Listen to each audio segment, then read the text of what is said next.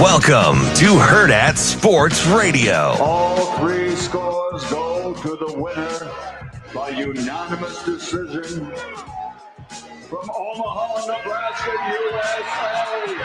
It's the new WBA Super Welterweight Champion of the World, Terrence Crawford.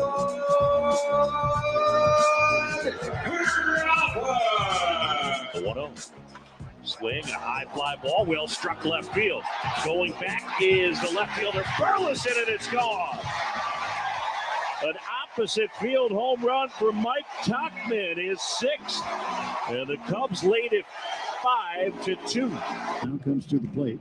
And this one driven into center field. That's a base hit.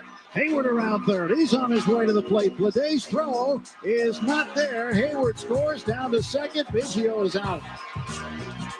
The run counts, and the Dodgers take a 3-2 lead. 3-1. Swinging a drive into right field. It is back, and it is gone.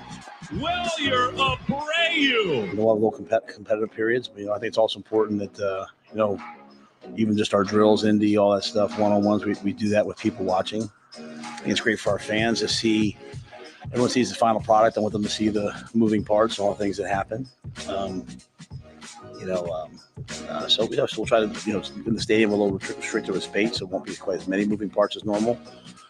And then we'll finish with some third down, and then both the kickers will kick tonight. So, a chance to see them both as first timers, kicking in front of the crowd. So it'll be really good for them.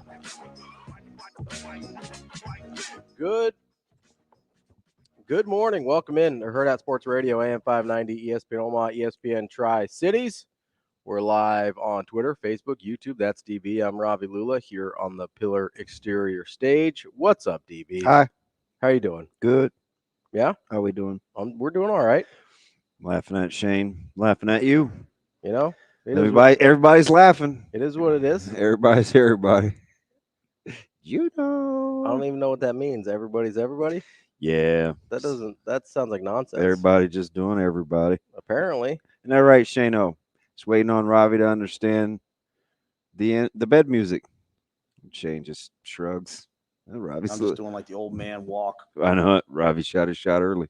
Well, I mean, listen, Premature with our greetings and salutations. When the intro's over, I think it's time for me to talk. Yeah, you just want him to open you up, huh? Yeah, Shane, open him up, man. Like right away. Nah. Like right away. We had a good run there for a while. Was it good? We had a good stretch where we didn't have any issues, but here we are. You did. You're probably like what? 8 out of the last 9, maybe 8 out of the last 8. I think so. It was almost a couple weeks, I think. Yeah.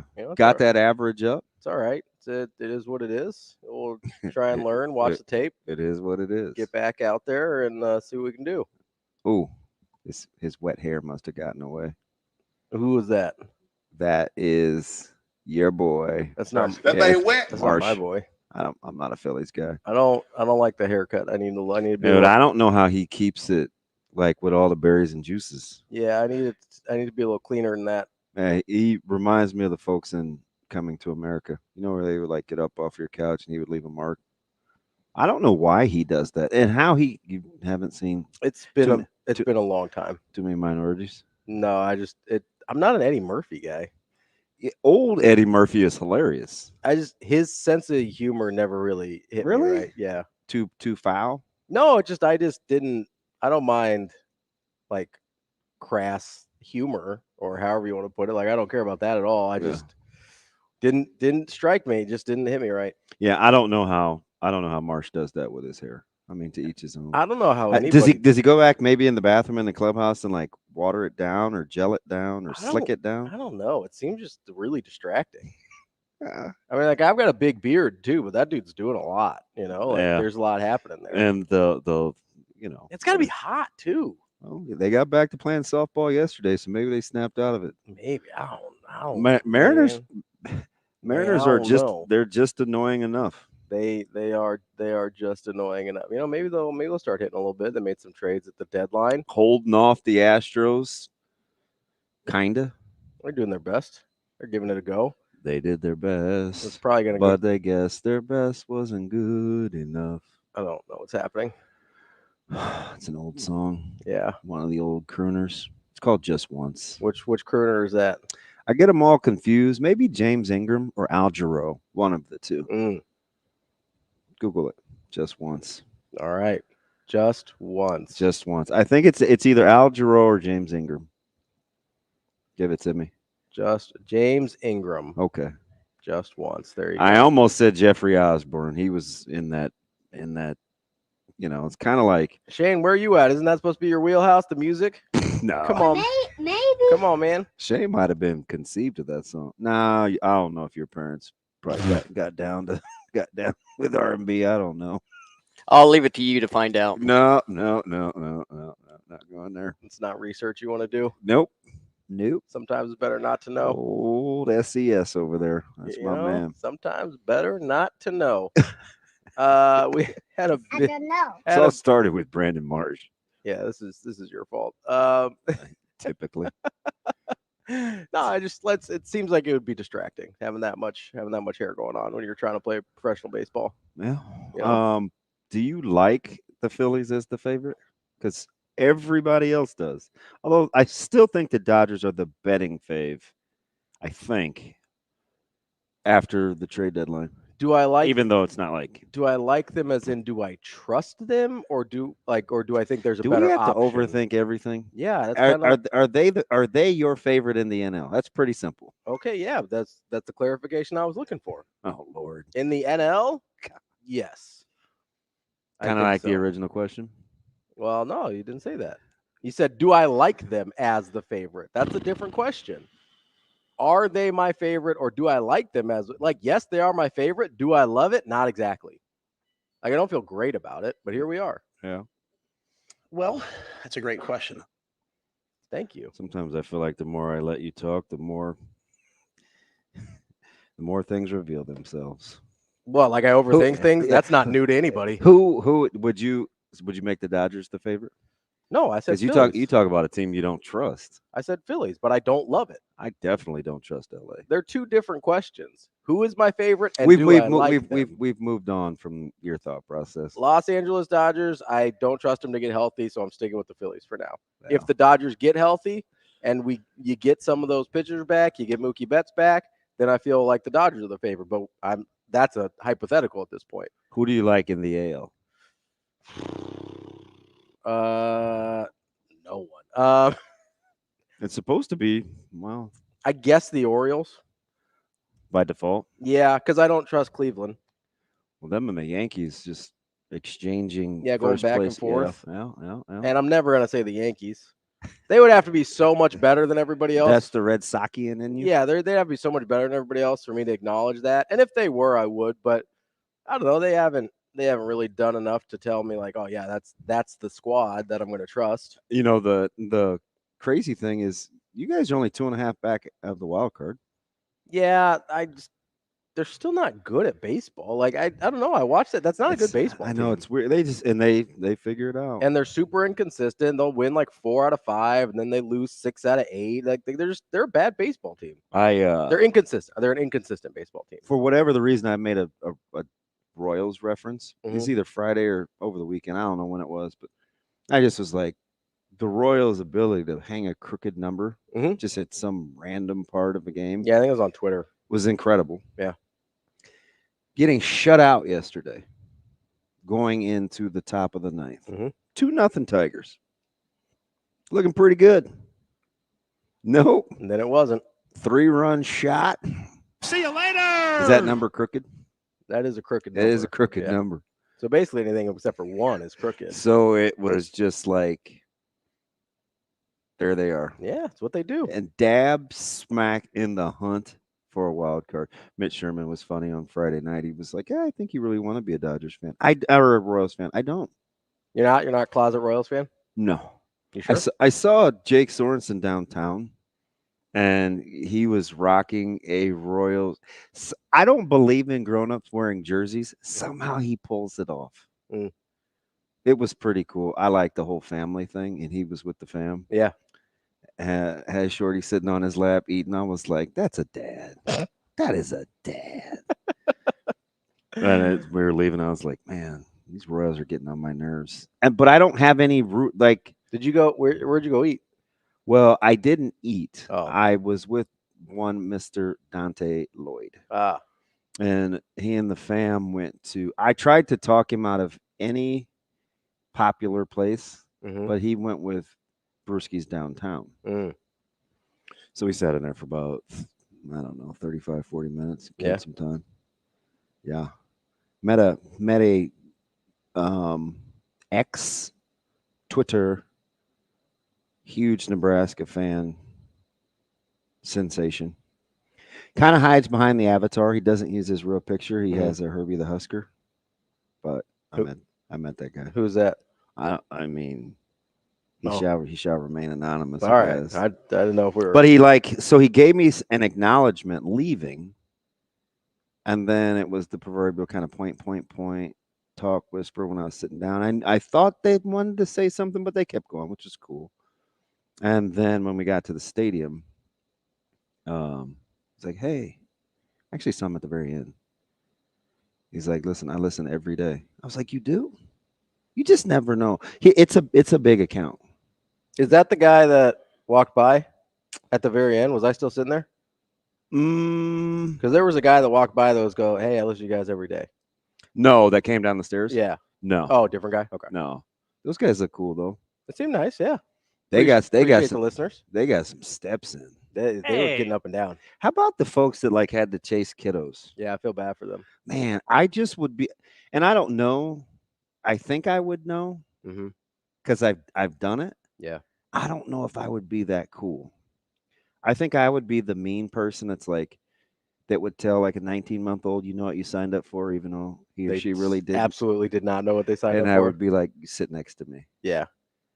But there were some folks that were getting some steps in. They were getting some conditioning. There was this one little cutie pie. He had these big blue eyes. He had on it was almost like a Tommy Bahama, Nebraska button up. Oh, yeah. Remember the little dude and his dad had on the 1890 hat? Yep. That little dude was so cute. He was busy. I'm like, that dude was getting. He's going to have some huge calves. That dude was getting more steps in than the team when they weren't hustling for Coach Rule. Hey, right? I've seen him do that before. Sometimes he's done that with the coaches. Yeah. Oh, well, the coaches are running with him. I would be. I mean, just the coaches. Yeah. Yeah. Yeah. How'd you like to be a grown-up? Hey, he won't ask you to do anything that he's not willing to do. Hey, man, this ain't working. Let's go. I don't like the fact that you're not holding folks accountable. Did you get a grasp? It's hard, right? Like I said, there's a lot going on. I was telling there's a lot going on. A couple of the media folks that were going to write. You had to go there and focus on one or two specific things. Yeah. And it's even if you cover 20 minutes of practice, it's still the same concept, right? Because you have to go there with an idea of what you want. Yeah. Because it's a lot going on. It's a ton. Yeah, there's way too much happening to possibly catch all of it. Yeah. So that's why I don't talk. Yeah, you kind of have to decide to zero in on whatever you're interested in. And you can kind of pick moments depending on what they're doing. Be like, hey, I kind of want to watch, the linemen work over here, and then I want to watch quarterbacks and whatever. But you can only look at one thing at a time, and there's about 12 things going on at a time. I thought it was a cool experience. I'm glad they let people in to watch it. I do, I'd be hesitant to try and take too much away from it in terms of I'm with you. Overarching things. It's because first of all, we're still 3.5 weeks away from a game. So we're fourth practice, third practice? Yeah. So pretty early on in the process, right? So I'd be pretty hesitant for that reason. And then secondly, most of us that either don't watch every day, which is everyone that's not on the team or on the coaching staff, or that don't have a huge familiarity with how high-level football practices work, don't only have a limited idea of what we're watching, right? You have to go in knowing that. I would agree with that. That's kind of why I think it's a little funny how protective coaches are of practice, because most people don't even know what they're watching, right? like you can kind of pick some things and get some, like we were watching offensive line, defensive line drills, right? And you're like, oh man, that guy, yeah. It's like, oh, that guy's got good get off, or this matchup between these two guys is really good, or I'd say, look at his hands. Like Justin Evans and Ty Robinson were having some good battles or whatever, right? Yeah. So you can have that's a good one. Little stuff like that, but you're not going to have general takeaways. I mean, you could be like, hey, Dylan looks better in more game-like situations than he does drills or whatever. Like, you can take stuff like that if you want to. Do you believe that? Yes, I do. That's an interest. So somebody else said almost the exact same thing. Are you sure it wasn't me on Saturday? I'm 1,000 because I talked to him as we were leaving. Okay. And I said, I'm not going to get he said the exact same thing. I think when you put Dylan in game-like situations, you put him in like the drive to open practice, or because he put a couple of those balls in a bucket on that kind of opening team compete drive or whatever they were doing, right? And then you see him in drills, and you're like, yeah. And you brought something up that I think is probably accurate. Yesterday or Friday? On Saturday when we were watching. Okay, what'd I say? You said if your mechanics aren't pristine, then that could make sense, right? If you're like an improviser, if you're a guy that does a lot to kind of adjust on the fly, then the drills may not look as good as I remember that. Right? Yeah, thank you for giving me some credit for being smart. And I think and a great artist. And I think well, the first half's true. I think that's what we're seeing with Dylan. Yeah. Because you do see, and you heard it. You heard the coaches talking about, hey, you would hear I think it was Glenn Thomas was mic'd up for a while, and he was talking about Dylan's feet. He's an easy guy to like, isn't he? Yeah. And he's not, it's just like real quick adjustments. He's not, giving these speeches and soliloquies. It's just like little like reminders, right, to tell guys what they need to be doing. But a lot of them were the feet, right? So if it's a drill where, hey, in order to get that ball precise every time, you're gonna have a little bit cleaner mechanics versus, hey, the pocket gets a little messy, or you're doing something on the run, or you have to improvise a little bit. Because he is an improv guy, right? Sometimes you'll see him like just change arm slots. Yeah. Or it will be his natural feel for the quarterback position is really, really good. It's incredible. And but you're right. Maybe I'm right or we're right, but I'm not sure you would like roll quarterback tape and say, no, hey, do it like this. Right. But it works for him. Well, so here's the thing. And I get and I'm not making the comparison from statistical output, but stylistically, we do know who he models his game after. You'd say the same thing about Mahomes. Yeah. If you watched Mahomes, it's not like you'd say, hey, that's textbook. Do it like this. Yeah, no. But there's a lot of really, really good quarterbacks where I think you'd say that about Favre. Oh, sure. Although I don't put Favre's not in that category, but no. See, it's hard for me not Mahomes for me, but no, Mahomes is clearly gonna become his own standard. He and Brady. Yeah. Okay. So now Brady's probably a little more, hey, if I was going to teach it, I would do it like that. Yeah. So there's multiple ways to get there. But again, you see with Rodgers gets a little goofy sometimes. Yeah, that's his part of Rodgers' greatness is the art of the improv. Yeah, 100%. Right? Same with Matt Stafford. Yeah. Like you see guys you get goofy with arm slots and I think you have to sometimes because it's not always clean. Now, where you could get into trouble potentially is if you can't make the throws when it is clean. Yeah, 3rd and 6, man. You just need to hit the little speed out. Hit the speed out. Yeah, right. Like 1, 2, 3, bang. Yeah, 1, 2, 3, bang. But I like. So that's kind of why I said that was the total coach in me. And I know sometimes when I say those kinds of things, people are like, "Oh man, you're just defending." I'm like, no, man, like. Sometimes you just have to do what works. Yeah. The key is you just have to be able to do the consistent stuff when it matters. Mm-hmm. Who was the quarterback coming out and we were like, gosh, can he do things on – Caleb Williams. Oh, yeah. Right, can he do things on – see, that's going to be the thing for Caleb Williams, right? I think it's a fair question. Because sometimes you're just going to have to hit the little skinny or, the speed out or the hitch or whatever. It's just – out. There's some guys that you trust to improvise. There's some guys that you trust to be on schedule. If you've got a guy that can do both, then you've actually really got something there. Yeah. But I think it's a fair question with Caleb Williams. I think it's a fair question with Dylan, is if he can consistently do. So you're going. I felt stuff. like, because there were a handful of people that, and maybe the two were sitting together. One's a really good football guy. I'm not so sure about the other. Not to say they were or weren't. That was kind of the overarching theme with accuracy, and I'm just like, okay, I could see it. Like, I'm not going to shoot you down. I know what you saw. Yeah. But this is kind of why, and this is where I think it has to go. Similar to when you, because I had no idea you were going to say that. Yeah. When we were talking, but I mean, there's a lot. Like, it's just like running backs, right? Like, if you see the crease, get in the crease. Yeah. But sometimes you got to get creative.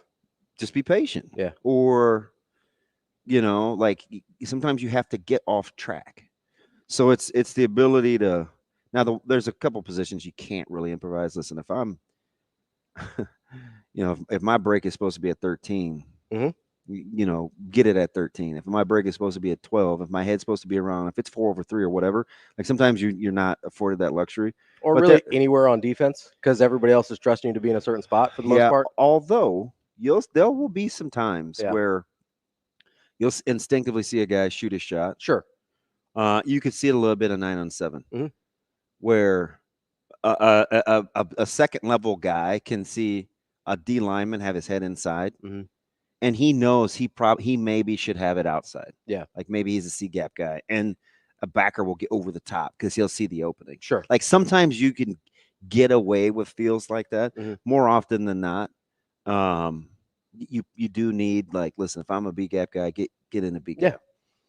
So defense is a little cleaner like that, but I especially with zone, man, like, you have to teach it.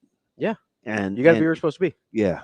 Like, you got to do your job. And that's why and Foreman and I were talking about this afterwards. That's why I'm a big no ball guy. Like, there's times in practice, and it took the players a long time to get used to. Like, we won't even use a ball. Yeah.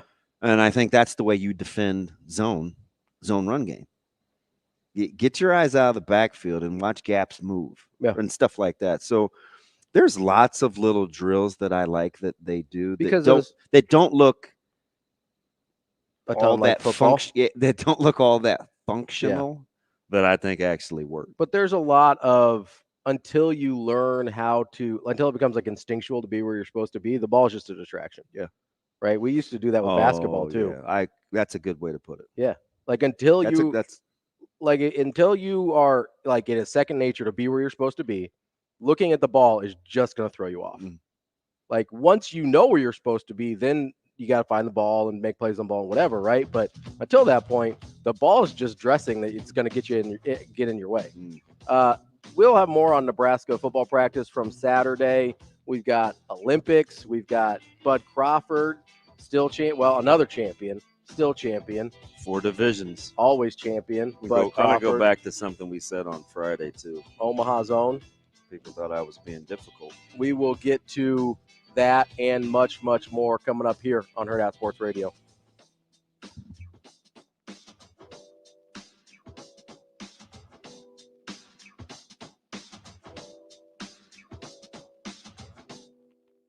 We will be back.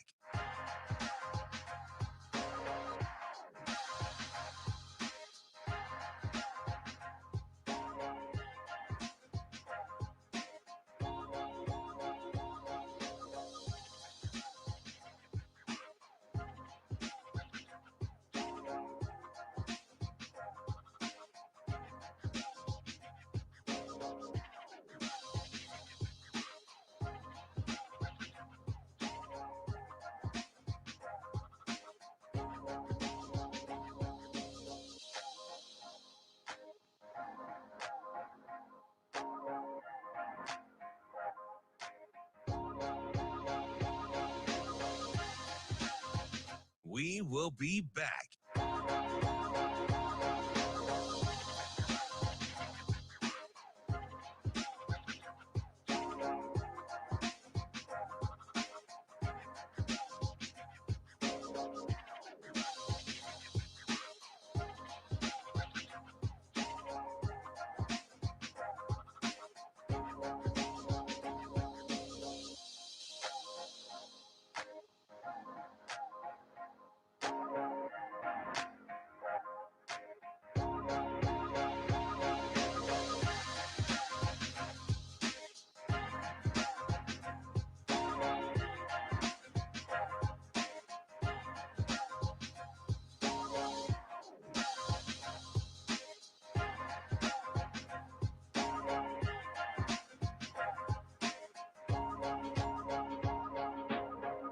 We will be back.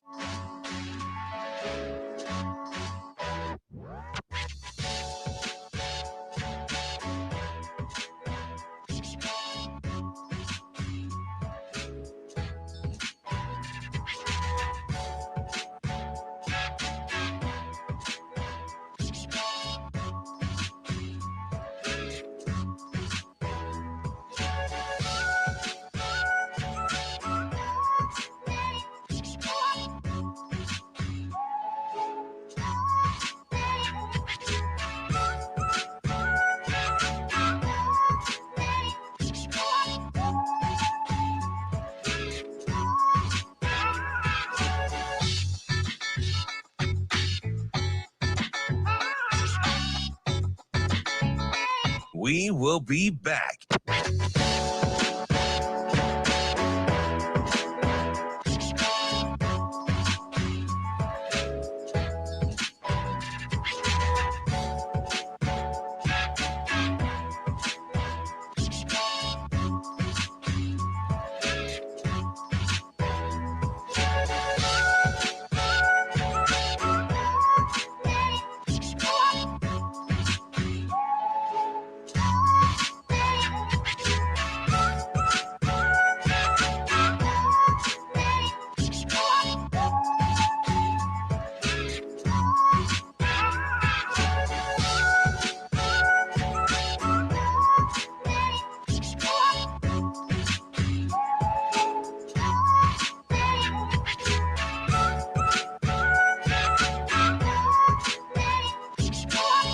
We will be back.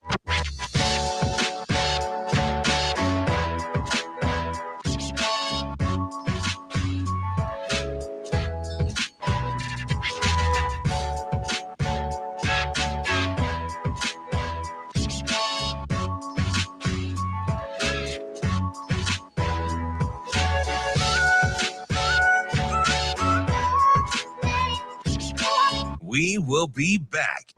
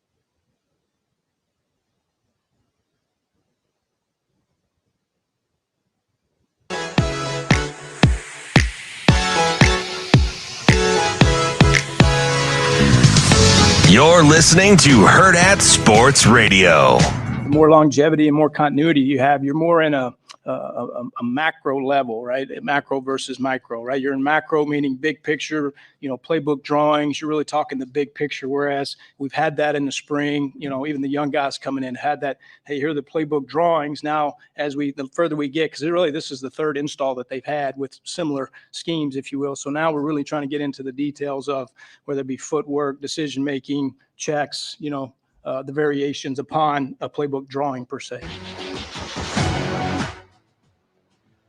We're back here on Hurrdat Sports Radio, AM 590, ESPN Omaha, ESPN Tri-Cities. We're live on Twitter, Facebook, YouTube. That's DB. I'm Ravi Lulla here at Hurrdat Sports Bar and Grill. Coming up on the show today, we've got Sam McKewon from the Omaha World-Herald at 8. And then at 9:45, we will talk to Jordan Moore. He's a broadcaster for USC. We'll preview the Trojans as we work our way from back to front of Nebraska's football schedule. We'll end with UTEP in game week. But before we get to any of that, I wanted to talk about our guy, Bud Crawford. Came in, got the thing done. You were on Friday a little less, I don't want to say less confident, but a little more cautious about Madrimov than I think most people were. You had some, I think, stylistic concerns. Is that fair? I did. And there were a couple things, and I asked Kevin.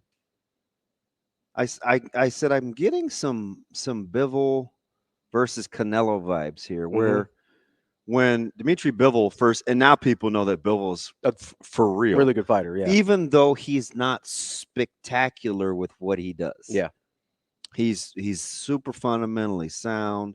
He's strong, got a powerful jab. He works behind it.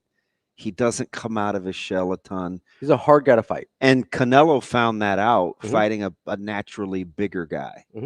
And, he controlled Alvarez. And now, did I think Madrimov was good enough at this stage to do that? No. But, and I get it. Like, you look at their size and you're thinking, he's not that much bigger. But across the shoulders and strength-wise. And plus, what people have to understand, and I said this to a couple guys that asked me, and it was funny because I got like a slew of texts in a row. I told my buddy Florida Dave, he was looking for value in the fight. And I said, well, there really isn't any true value unless you take duration of the fight. Like Crawford by decision. Because you got plus money. Yeah, and I don't think I suggested that. I have to go back and look at our texts. I said, if there's going to be a stoppage, it's late, but this thing is going 10 plus. And I think it was maybe Amazing Daniel or somebody after that. I was like, it's going to be a tougher fight than people think. The only reason I thought that is for two reasons. Number one, Madrimov is, I think stylistically, even if you want to counterpunch and kind of figure him out, he's not going to give away rounds. Yeah. Because he's busy. So I'm like, that'll be interesting. And the other thing is, I think what people have to give Bud some credit for is he's figuring out his body. Right? He's 35 years old. He's fighting bigger, a little bigger. Like the camp was different in terms of his weight. So he has to figure out what's going to be good for him going forward. So I'm not writing off premature for Canelo or whatever. Like I didn't fast forward to that. I just simply said, I would tell people it's kind of a lab experiment too for Bud and his body and how he wants to handle being bigger during camp. Yeah. So like, I think that's part of it. Even at this stage in his career, this is the first time he's done this. And I think people will see, I'm pretty sure Madrimov is going to be a really, really good fighter. Yeah. Like I had some concerns with the style. Yeah. Cause he's a kind of, I don't know if funky is the right word, but he's got a strange style in terms of, and I asked Kevin, I said, how does Bud get him to open up? Yeah. And he didn't really, not a ton. Not until he pressured him. Yeah. He had to kind of go away from the counter. But I don't know if that's how he's capable of fighting like that. Yeah. Bud can go hunting. I don't know if that's generally, he usually doesn't go hunting until he knows he's hurt you. Until you're getting ready to go to sleep. Yeah, until he has either. So that part I didn't. I was very specific on why I asked those kinds of questions. Yeah. And I get it, because what Terrence has shown is that he's so smart and that's basically what Kevin said. He's like, gosh, he's such a student of the game and watching tape. And I'm just like, yeah, but you need a willing participant too. Yeah. Like I can I can be in high school and I can want to date a good looking girl, but she's got to like me. Yeah. Well, you may have to settle with what you can get or go be single. Yeah. Like there's there's a two-way street here. Yeah. And like Madrimov has to go along with it. And ultimately I tweeted this out, and no big deal, but Al Bernstein agreed with me. So the thing that kept Madrimov in the fight, which was not being a willing participant, also cost him the fight. Yeah. Right? Like he moved a lot, but he wasn't that aggressive. Like it wasn't aggressive enough, right? He didn't force the action enough to actually win the rounds. Now it looked pretty close because that caused Bud not to have opportunities. That's why I like watching fights without volume. Now I almost never do it the first time around. I have to truly be put off. Yeah. Now Sean Porter had me close. It was pretty bad. But I try not to come across as a hater. Yeah. I'm not I don't love him. I don't like him in that role. I just but maybe better in like a studio situation. Yeah, maybe. like let me analyze it after you see it, not like real time. Yeah, because he still gets a little cheerleadery and like the skirt and pom poms, and I don't need that, right? Because people are easily swayed. I felt like it was happening in the Pitbull Cruz fight with how that was going. I'm like, Cruz is not winning this fight. Like, don't get excited because people were wanting something to happen. Yeah, and they make noise or they get excited. Like, don't mistake activity for achievement. Yeah, Cruz is not winning this fight. Yeah, and it's like, so that's why I always go back and I turn it down. But Porter didn't do the broadcast any favor. Shoot, man. I didn't think any of them did really. I really didn't. I didn't like the broadcast. I didn't think it was a good broadcast in general. And this is coming from and I'm an Eminem guy. I didn't like the late start on the West Coast. I didn't like the delays. It was midnight here before it started. Yeah, I didn't like the delays. Yeah. I mean, I get the giveaways and stuff because when your promotion spends that much money, they kind of get to do what they want. Like you got to take. I mean, that card was fantastic. Yeah. So you got to take. Well, yeah, you get. I mean, but it's probably 1:20 before I turn the. Well, and somebody messed TV off. Oh, at least, yeah. I can't even remember. I think it might be later than that. Yeah. But somebody messaged me and they're like, all the stuff with the Saudis feels kind of gross or whatever. And I'm like, listen, Saudi money isn't free. Like, they're doing this for a reason. Yeah. And they're going to get what they want out of it. Oh, yeah. Right. Yeah. And it may not, they don't need more money. What they need is better publicity and things like that. So people associate them. That's what they call it, sports washing for a reason. And you need a good media partner. Yeah. Which is the thing that they couldn't get with Liv. Yeah. So like this is what you get. If you want the big paydays and you want the good cards and you want the money behind that, you may have to deal with some stuff that you don't feel great about. It's gross is Eddie Hearn. Yes. And he's good to me. Like it's not like we're on first name. I mean, he's taking care of me with like tickets and stuff. But and I get it. You gotta champion your fighter, but man, yeah, I'm just like, knock it off. But I thought it was. So here's the question that I had leaving the fight though, because I thought Bud pretty clearly controlled the fight. I never thought he was in danger. I thought the cards were going to be close because just of the nature of the fight. But and remember, he's his own benchmark. Yes, right. So we're comparing it to Spence. We're expecting him to open this thing up and finish him. Yeah, but and it's like this is why I love his personality sometimes when it comes to the fight game.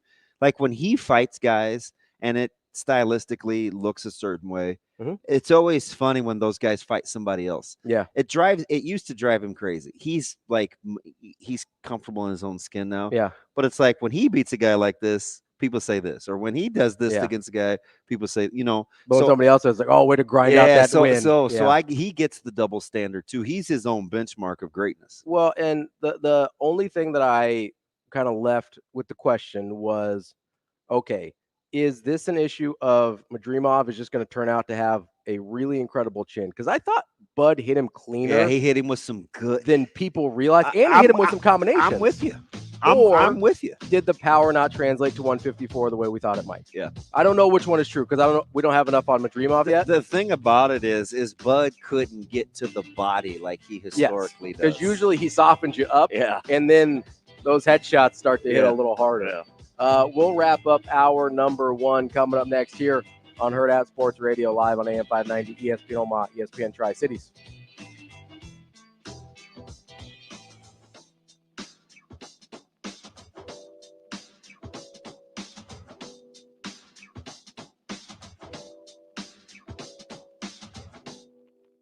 We will be back.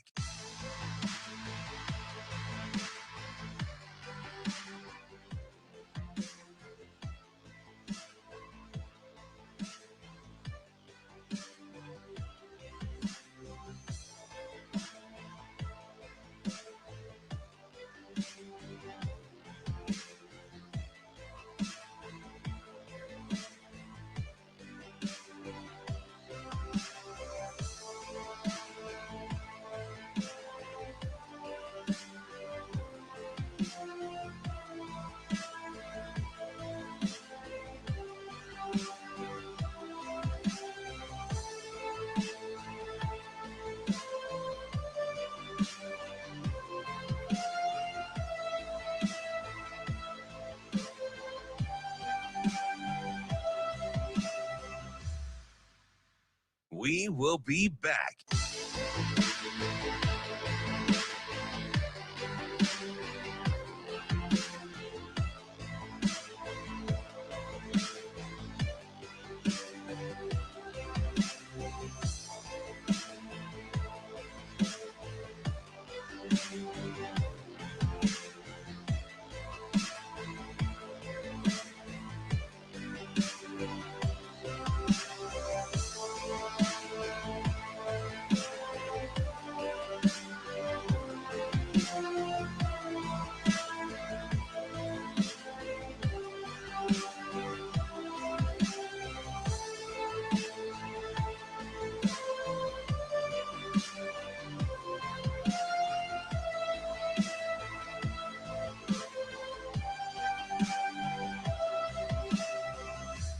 We will be back.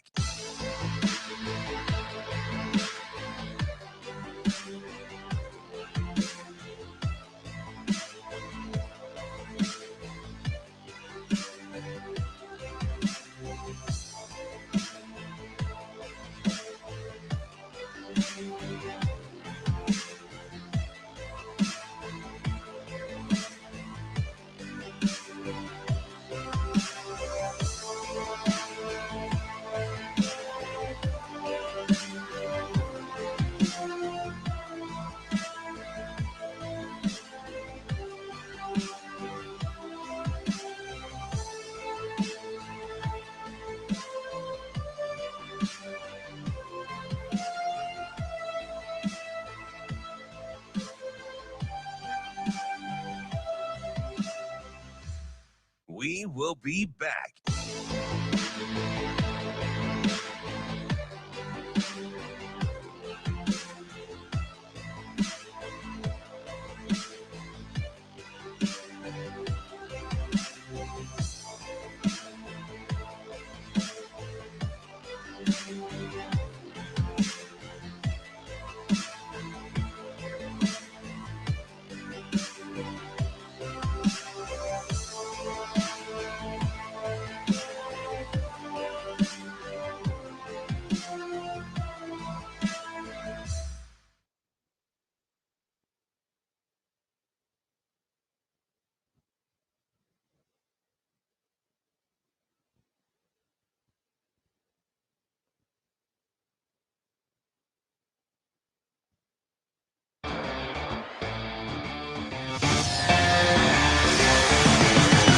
You're listening to Hurrdat Sports Radio. Yeah, I mean, we're light years ahead of where we were in the spring. I mean, they've done such a good job. I mean, you know, Corey and his staff, Mitch, Kristen, Chris Peduzzi, all the off the field staff, but the credit has to go to the players. And there was a day, you know, I came back in July, before media days, and I want to leave the guys alone. So I kind of went upstairs to the cardio deck, and I'm just doing like the old man walk. And I'm looking outside at the O-line drills and the D-line drills, and you would have thought the coaches were out there, but it's just the older guys coaching them. So I think it's a real testament to the players and where they are. So I'm really pleased with where we are after 4 days. We have a long way to go, but we're night and day ahead of where we were this time last year. I can say that much. Wrapping up hour number one here on Hurrdat Sports Radio, AM 590, ESPN Omaha, ESPN Tri-Cities. We're live on Twitter, Facebook, YouTube. That's DB. I'm Ravi Lulla. And we've got some interesting national college football stories. Yeah, we do.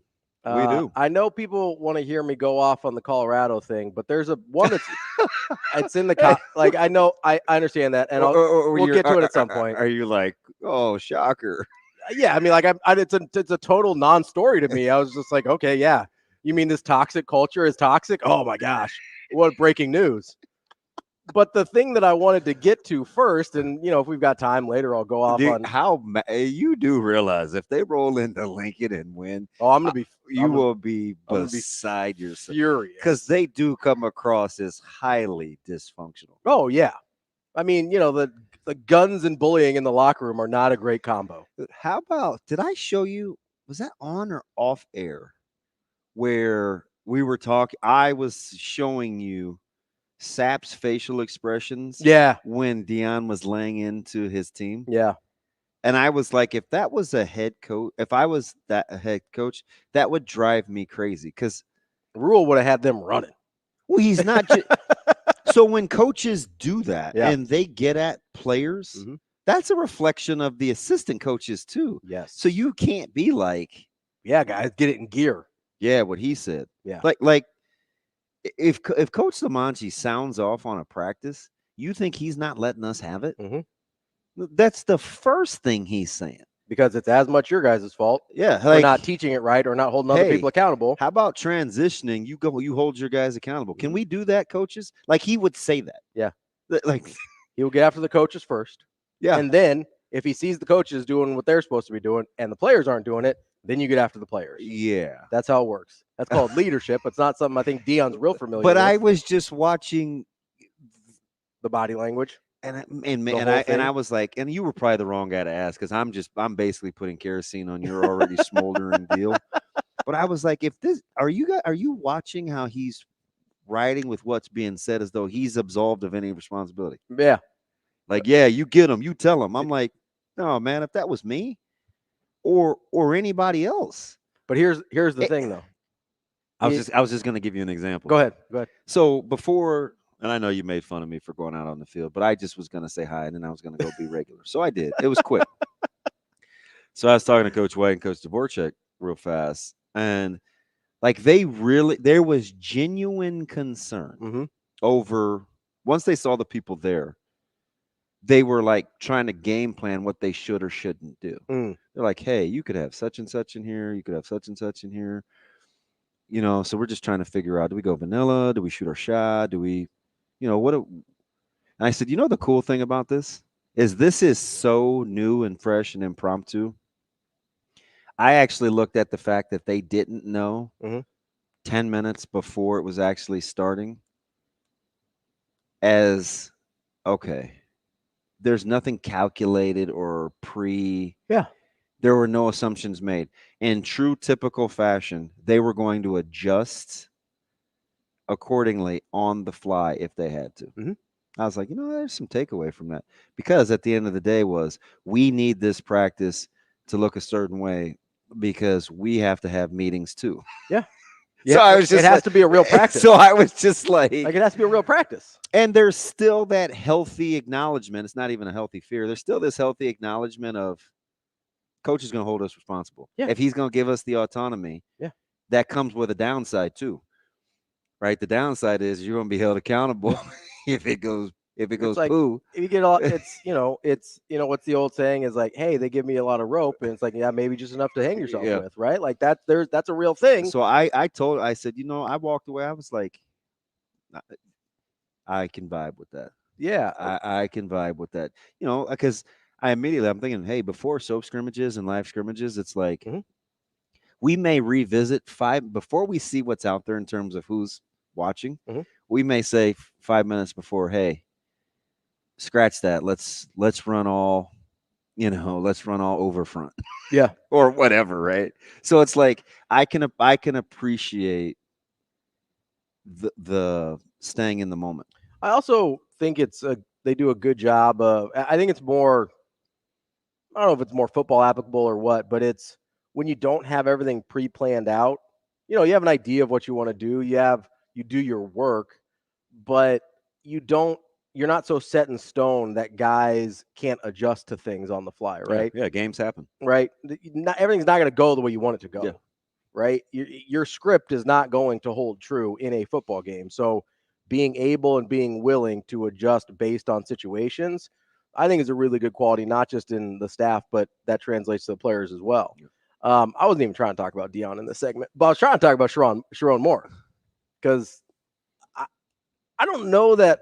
Yeah, you and I both kind of had this takeaway that so Michigan got served with their notice of allegations over the Connor Stallion stuff yesterday, and it didn't seem like people were making that big of a deal about it at first. Yes. And it seems like Sharon Moore might be in a world of trouble. Could be.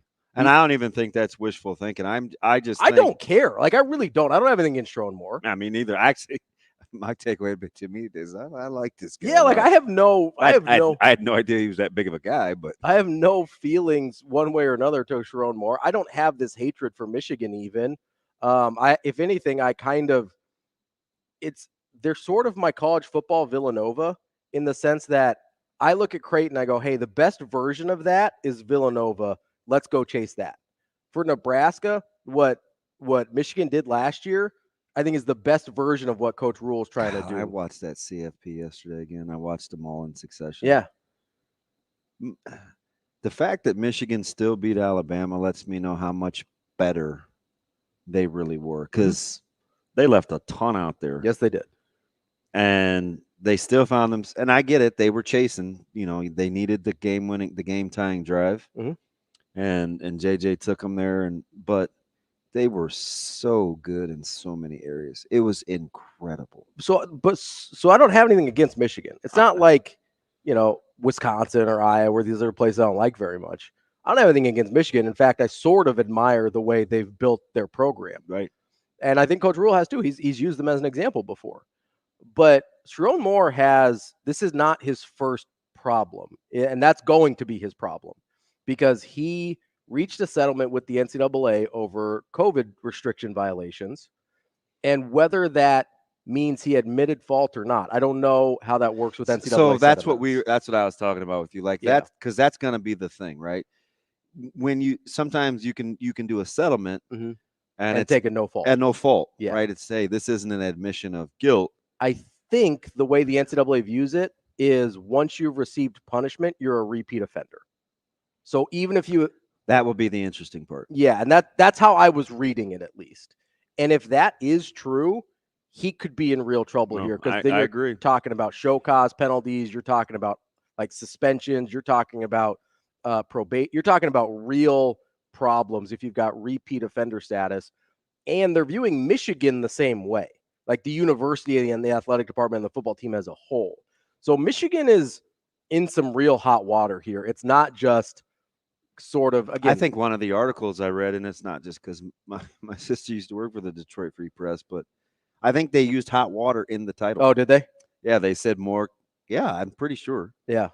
I got to go back, but so that got my attention. Then I started seeing what some other national guys were saying. I'm like, this probably isn't going away. And are they built? Because I go back to Big Ten Media Days a year ago, and I told you Harbaugh was incredible. Yes. As when he left that podium, that's one thing that I was like, this dude is like Teflon Don. He was in. I'm telling you, I get vibes. Yeah. That dude is unflappable. It was incredible. Yeah. He almost was condescending in nature. 100%. It comes off that way. In terms of dealing with it. And I just was like. Externally, it certainly comes off as condescending or arrogant or however you want. This dude is straight Teflon Don. Yeah. I don't know about more, because they may keep the heat up, because I still think people are upset with Michigan, like it was a slap on the wrist. But this was the most outward disdain I'd seen peers have in terms of other coaches in college football that were legitimately upset, like about the scandal. Yeah, there's a difference between gamesmanship and cheating. And they felt like Michigan cheated. To a high degree. Yeah, 100% felt like Michigan cheated. I mean, so much so you could easily say that this was the primary catalyst for headsets. Yeah. For in-helmet communication. It certainly, I think it was certainly a factor. Well, you go back to Coach Rule's presser.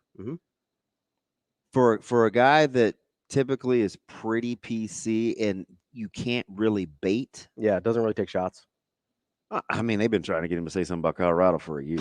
And Colorado apparently thinks he has, but he, even that press conference, he's like, look, man, like this is concerning. Yeah, it is. And I don't know why we just don't go to in-helmet communication, but this would be disappointing.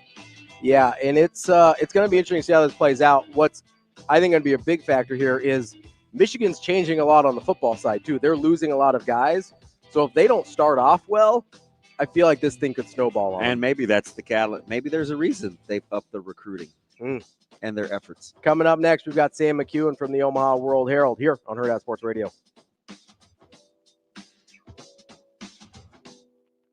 We will will be back.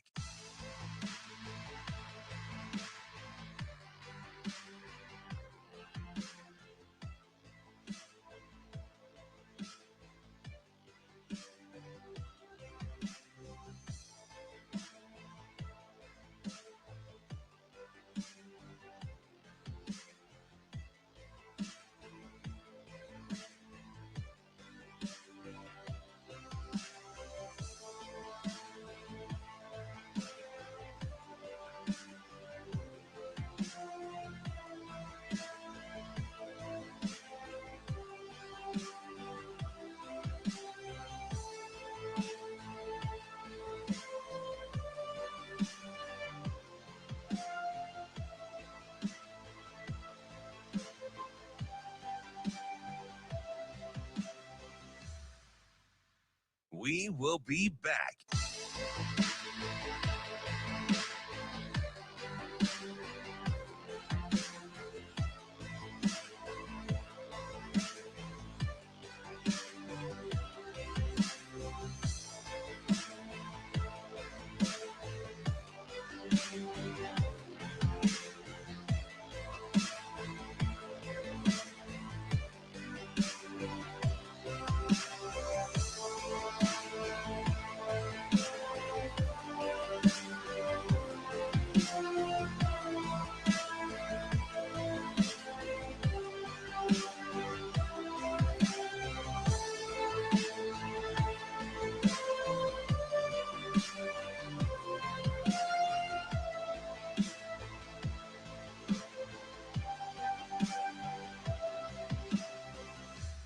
We will be back.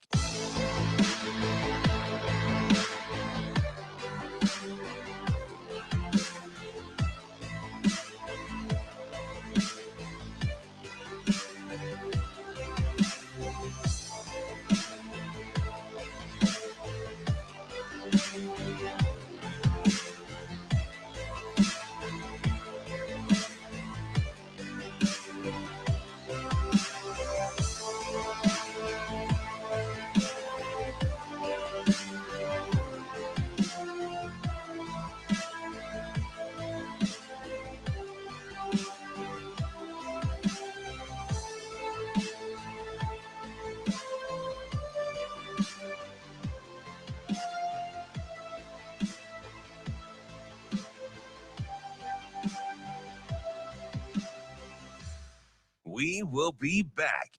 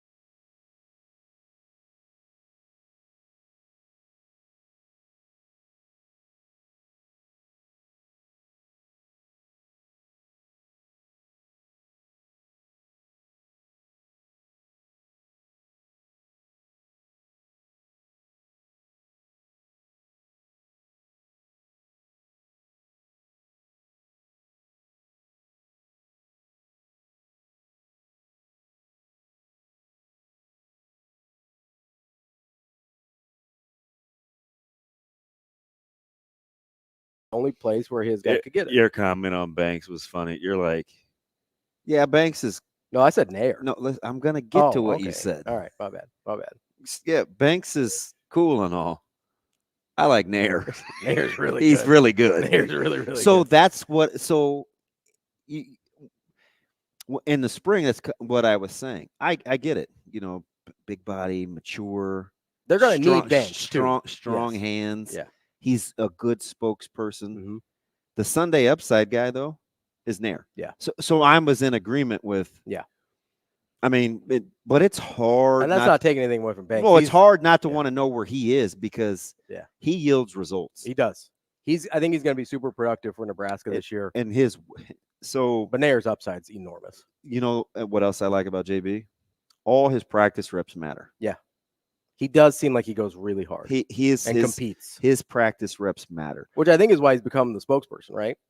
Well, I think people, until you graduate from not doing something just to get by and doing it to get better, like that's when you don't just do the next rep to check it off the list. Mm-hmm. Do the next rep to be as good or better than the previous one. Yeah. Because that's how you build excellence, because then it becomes muscle memory.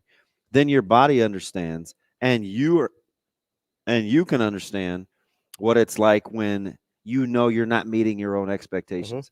It's just easier to self-guide that way. Well, and it's easier to maintain that standard through fatigue if that's what your body's used to doing. 100%. Right? Like that's why those matter. Because like when you're fresh, it's really easy to like focus and lock in and be like, all right, let's do it right.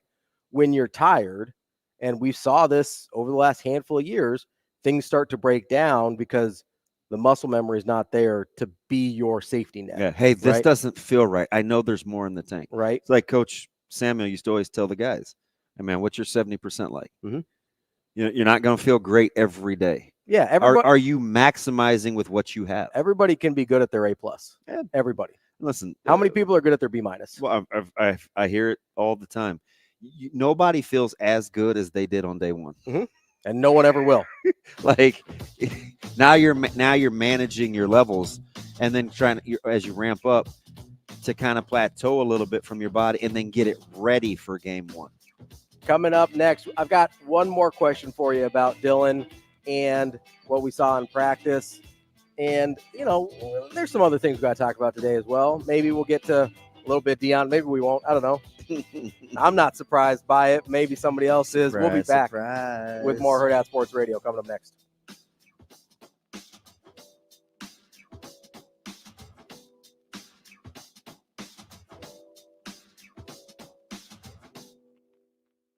We will be back.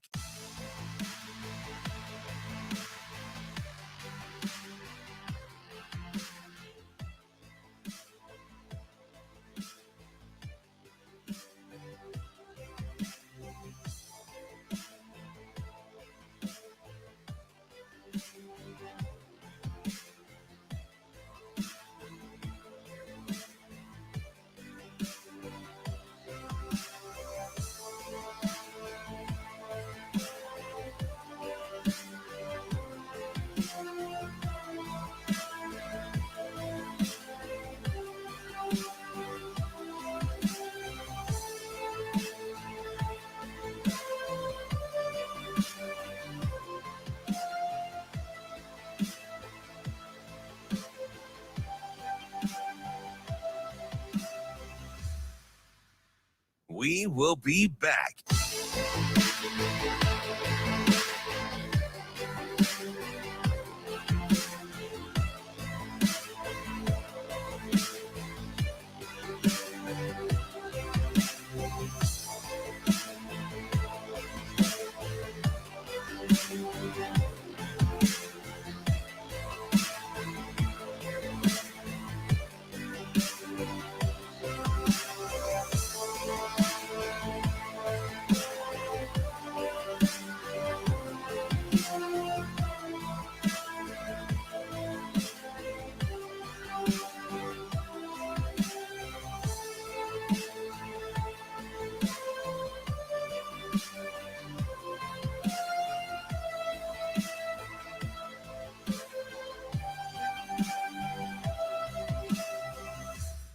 We will be back.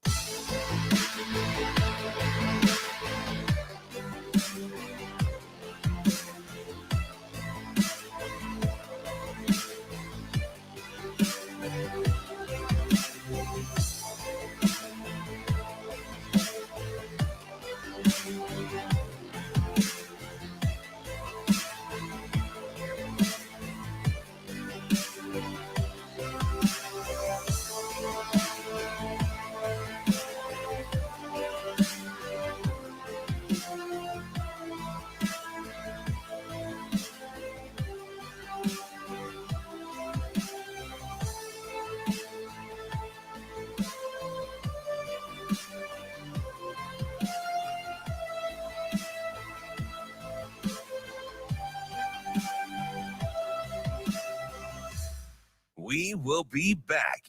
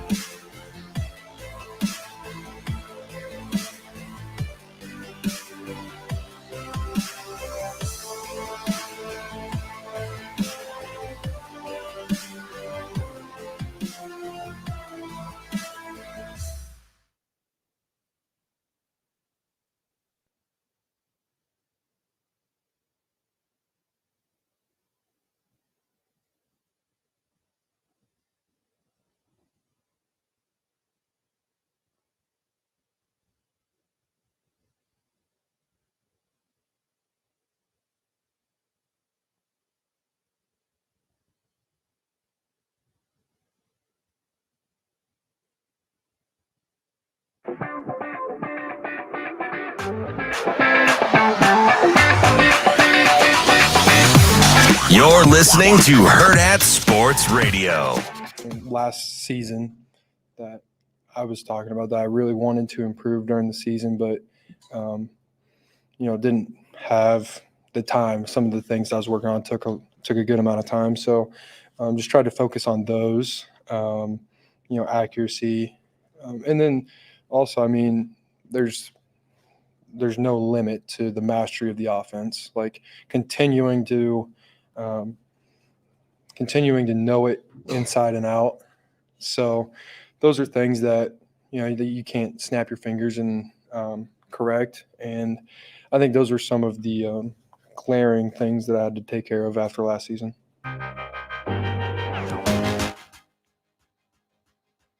Wrapping up hour number 2 here on Hurrdat Sports Radio, AM 590, ESPN Omaha, ESPN live on Twitter, Facebook, YouTube. That's DB. I'm Ravi Lulla here on the Pillar Exterior stage. Fun stuff. Am I still okay? There we go. We good? Yeah. All right. DB, I have one more quarterback question, then I promise I'll leave you alone. Okay. So with the feel we talk about with Dylan, is that something in your mind that can extend to when he has to have the mechanic sound and when he can be a little looser? Does that make sense? Yeah, like when all of a sudden does he have to dial in? Like let's say it is 3rd and 6 and he's got to throw that timing route. So I don't. I mean, that's a good question, but I don't think so. If to ask that question, we're operating under the assumption that he chooses to when and when not to use good mechanics, and I don't think that's the thing. Okay, you know what I mean? Yeah. So like I understand. Yeah. But he's not making a conscious effort to not dial in. I think he always would like to be dialed in. It's just sometimes you have to deal with the fact he's going to improvise a little. So could I frame it in a way, and that's a fair point. Could I frame it in a way that it's not so much him making a conscious decision to not be dialed in with mechanics versus there's certain situations where he feels it's more advantageous to do things a little off schedule. Listen, if they're throwing a smoke and he wants to throw that thing sidearm just because that's his quickest way to get it out, yeah, he may do that. Right. If he's got to hit a slant or they threw 2 look-ins to the slot, in 1v1s, that thing's coming out the best way he knows how. Mm-hmm. So, but I think that's almost any quarterback, right? It's like sometimes you'll watch QBs throw and it's like, oh, I wonder why he threw it like that. So for him, I think it's all the quarterbacks. But for him in particular, because he has the most natural arm talent, it's reminding himself that, hey, I know I could probably get away with it. Mm-hmm. But let's just go back to my fundamentals. But I shouldn't. That's I think, and that's okay, right? Mm-hmm. It's like sometimes you'll see, and I hate to keep using the Mahomes reference because the production is nowhere near. But again, the emulation of the game is like you'll see Mahomes do some things seemingly unnecessarily sometimes. Sure. Yeah. Right. Like you could just do it like this. You chose to do it like this. Yeah. And even in those moments, I don't know if he's making a conscious effort. Or if it's just instinct. Yeah. Yeah. So what you don't want to do is coach instinct out of guys. Right. Right. But you have to be able to live with the results too. Sure. So that's it's not always going to work out. Right. It kind of, so this is a weird analogy. It sort of reminds me, you know how, obviously you're a big baseball guy. You know how they used to tell you, and it's less so now, but it was like, hey, we don't care what your batting stance looks like. As long as you get to this point and this point and this point, then you're good. You can do the Kevin Youkilis, or you can do the Gary Sheffield or whatever. We don't care what happens as long as guys with their feet in the box. Moving, you can do the Jeff Bagwell. You can do whatever, right? As long as by this point, by the time the pitcher is right here, you're ready right here, right? Like are we talking about sort of the same neighborhood of ideas there? Yeah. I think it's about weight transfer, and arms and you know where my elbow is. Mm-hmm. But sometimes guys are good enough and talented enough where arm slots aren't as important. Mm-hmm. But I do think weight transfer is. Like you just don't want to get in the habit of throwing off your back foot. Right. Right. So you because eventually that's going to bite you. You want to step and throw. So I think it's primarily about weight transfer. So there's certain things where you're like, hey, this doesn't matter so much. We'll let it go on arm angle. We'll let it go on arm slot. But we really need you to make sure your weight transferring your weight forward so you're not throwing off your back foot. I think that's the big deal. Fair enough. We've got out of breath Brian on the and hard line. to have good weight transfer without good footwork. Hey, what's going on, fellas? What's up, Brian? What's up, Laker Cowboy fan? Don't forget a Yankee fan too. Hey, so, don't forget. That's going back to the day of Reggie Jackson. Yeah, nobody. Kyle, are you mad at me for hating Reggie Jackson? No, I don't get mad at you. I understand people make mistakes sometimes. It's all right. Well, they did get you. Okay. They did get you another walk-off yesterday. Boy, you like some powerhouses. You know, I told you I like flagship teams, and it's weird how I like them. Yeah. But it's interesting you brought up Ja'Cory Barney. That's who caught my eye during the spring game in the slot. Kind of, I had visions of a poor man's Deebo Samuel in my head when I saw him in the spring game. But it wasn't him who scored the first touchdown. I forgot who caught the corner route. I can't even remember. I can't remember. I know him and somebody else both had the number 16, and I can't remember who the other 16 was. Oh, you know what? It was Bonner. It was Bonner. Okay, yeah. No. It was Barney. Bonner is the one that I like, rather. Bonner is the one that I like. Corey is the one that scored. I'll say Bonner has a little bit more of that Debo build, right? Yeah, the bigger, strong. Barney's a little more slight. Yep. He's a quick, slight guy. Correct. Bonner's kind of got that thick with thank you for correcting me. Correct. Like Bonner could be a tight end, a wide receiver, a full, an H-back. Like, Bonner's got some versatility to his game. Thank you for correcting me. That's the one. Bonner is the one that I like. I knew I got it mixed up. Both of them had 16, but Bonner is the one I like. And I think the words that I would use to sum up when you guys are talking about Dylan Raiola and maybe getting off of mechanics during the play if he needs to, I would sum it up like this. You can do that just as long as you are somewhere near, like I said, Patrick Mahomes, and not near closer to Brett Favre. So Justin Fields is who you don't want. Mahomes is who you do want. Yeah. Right? Yeah. I don't want Brett Favre. I don't want Brett Favre. Because he threw to the I don't other want Brett team too Favre. I A don't much. lot of interceptions. Yeah, a lot of interceptions with that off-kilter stuff, too many gambles, and I'll leave it at that. Yep. I'm not gonna say no more about Brett Favre. But yeah, that's Let me get you out of here on this. I learned my lesson. Let me get you out on this, B. Would you pay Dak Prescott now? I wouldn't pay about 6 quarterbacks that are getting paid, but it's the NFL. You need one, so be smart. Yeah, I would pay him. What other choice do you have? my man. You know what other choice you have? Don't pay him. I appreciate That's it. the option. All right, Ravi, whatever. Thanks, B. I think you could pay your quarterback. You could pay him without having to give him the going rate. That's what you're saying? Yes. Yeah. Or you can pay somebody else that's not $60 million a year. Like if you're going to pay somebody $60 million a year, if you're going to pay, and listen, I know the number is inflated, but if you're going to pay somebody a certain percentage of the cap, he better be able to elevate the players that you cannot pay now, right? You better be able to elevate the guys you have to replace with rookie contract guys. He better be able to elevate guys. He better be able to do the Peyton Manning thing where he can make your defense look better by always having the ball and always having control of things, right? Like if you're going to pay a guy that number or that percentage, he's got to be that guy. Like you need him to elevate everybody else, Jaden Reeds and the Dobbs of the world. Yes, because that's love. Because if he doesn't, then you're in real trouble because you're paying a guy and you can't afford to pay the other dudes, right? That's why, again, the guys that have won Super Bowls are either elite guys or guys that were on a rookie deal or not getting paid. Shane, do you like this wide receiving core sans their number one, who I will not name? They are Michael Wilson, Greg Dortch, and Terry McBride. Nah. Do you want me to give you the number one? Yes. He hasn't played an NFL snap in a regular season game. Okay.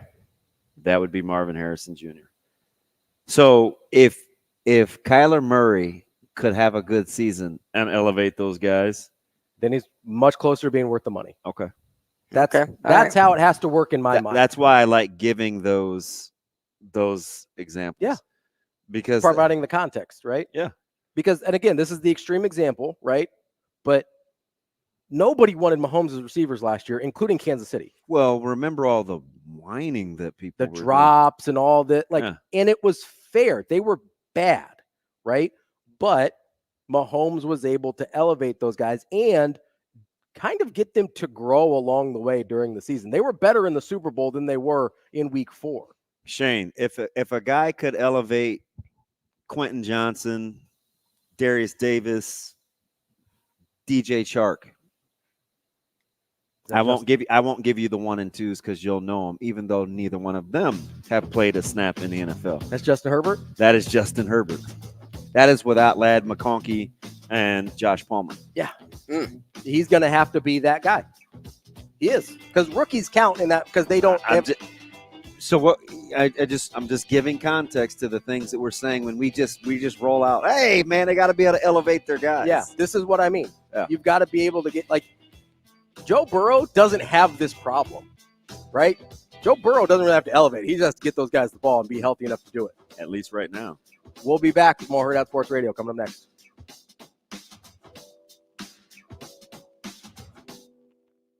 We will be back.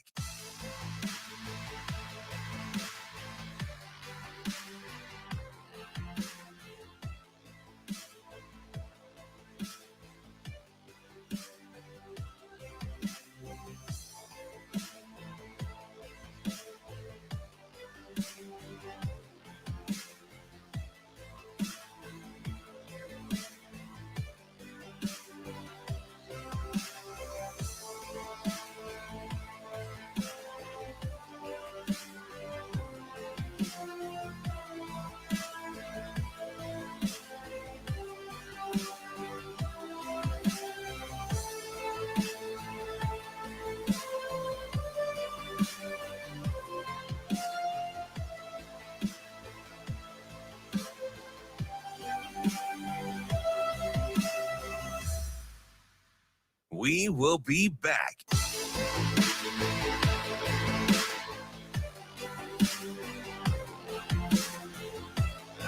Caleb fakes the handoff.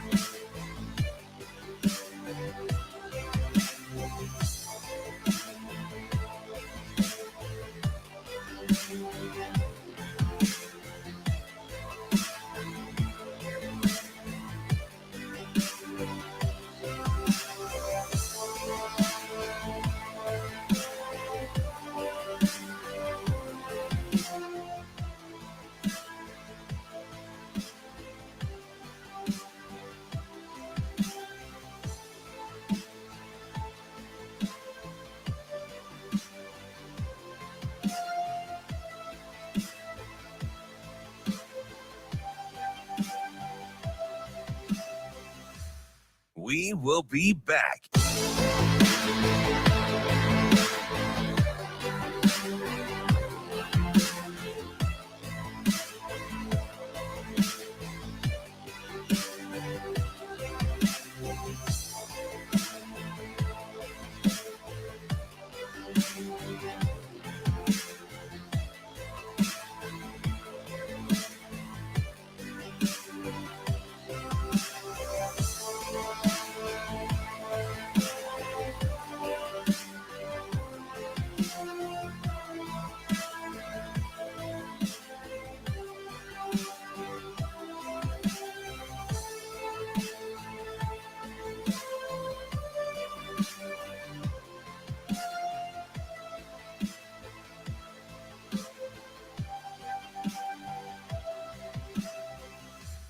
We will be back.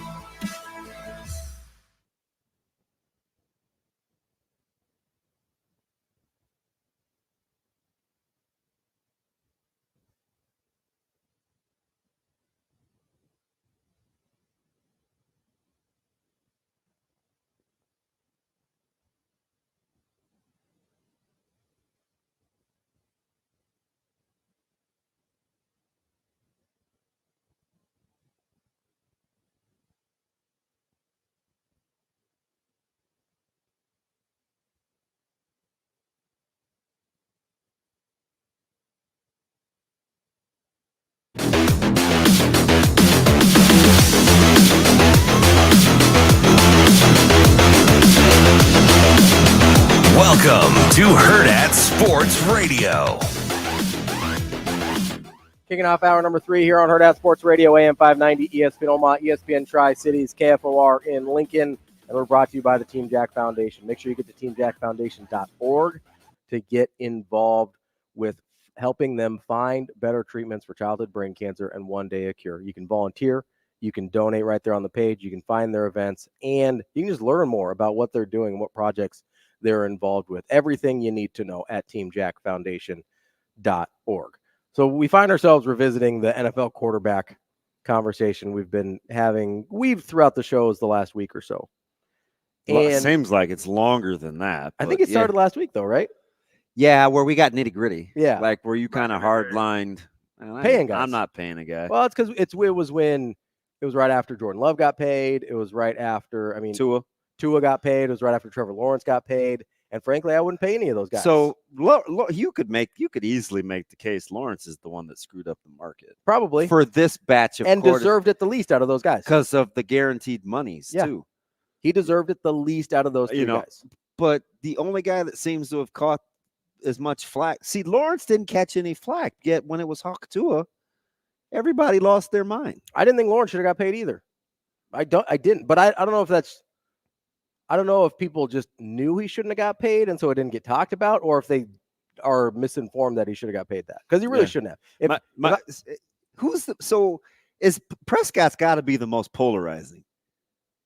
Because I can't get anybody. I can't get anybody nationally to say, "Yep, I would have paid Tua." Yeah. Lawrence, like flew under the radar because it was Jacksonville. Yeah, nobody I cares. think the hardest one so far has been Dak. Even Love didn't get a ton of national pushback. I do think Love's really difficult because of the sample size. No, I'm just giving you but I'm not giving you the. I'm just saying, like, I you're didn't hear giving me the perception, not the reality. Yeah, I'm not saying I didn't hear people say, "Well, don't pay Love." I mean, even our most ardent Packer fan, who, by the way, I love how he didn't pass up the chance out at Lawrence Gardens to remind us again. Padilla has got to be the closetest, quietest, good trash talker I've maybe ever been around. Oh yeah, because he he's holds not it. overbearing. No, he is consistent and steady. Yeah. And he'll hold on to it until he gets a shot off. Yeah. But which is fine. And like, listen, I get that Jordan Love was really good the last 8 games, like really, really good for the last 8 games last season. I told you 18-1. It's 8 games.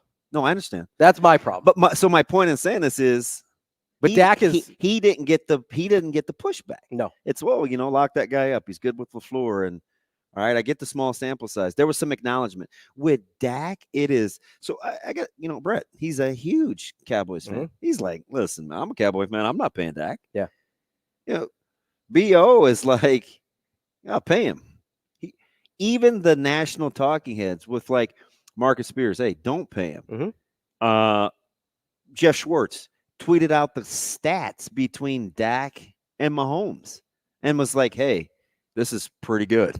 It is pretty good. So nobody's been as polarizing as Dak. Here's the distinction I would make with guys, right? Because the numbers are going to look a certain way versus, and you can all, but you watch it and it's different with certain guys. The distinction I would make, we're talking about guys that elevate, right? They elevate their teams. They elevate their receivers. They elevate the defense in really extreme circumstances. The next level down of guys are guys that just execute. To me, it's an execution versus elevation conversation, right? Is you're a guy that can execute the offense with good situations around him, or is he a guy that elevates your entire team? Because I would make the argument that Dak is a very high level executor, but not an elevator. So, but you have to have a starting. This has been my argument the whole time. And I'm not necessarily disagreeing with you don't have to pay guys, because I don't think you do either. Not everybody. But you realize why people do, because if you don't have a competent starting quarterback, you have no chance. Yeah.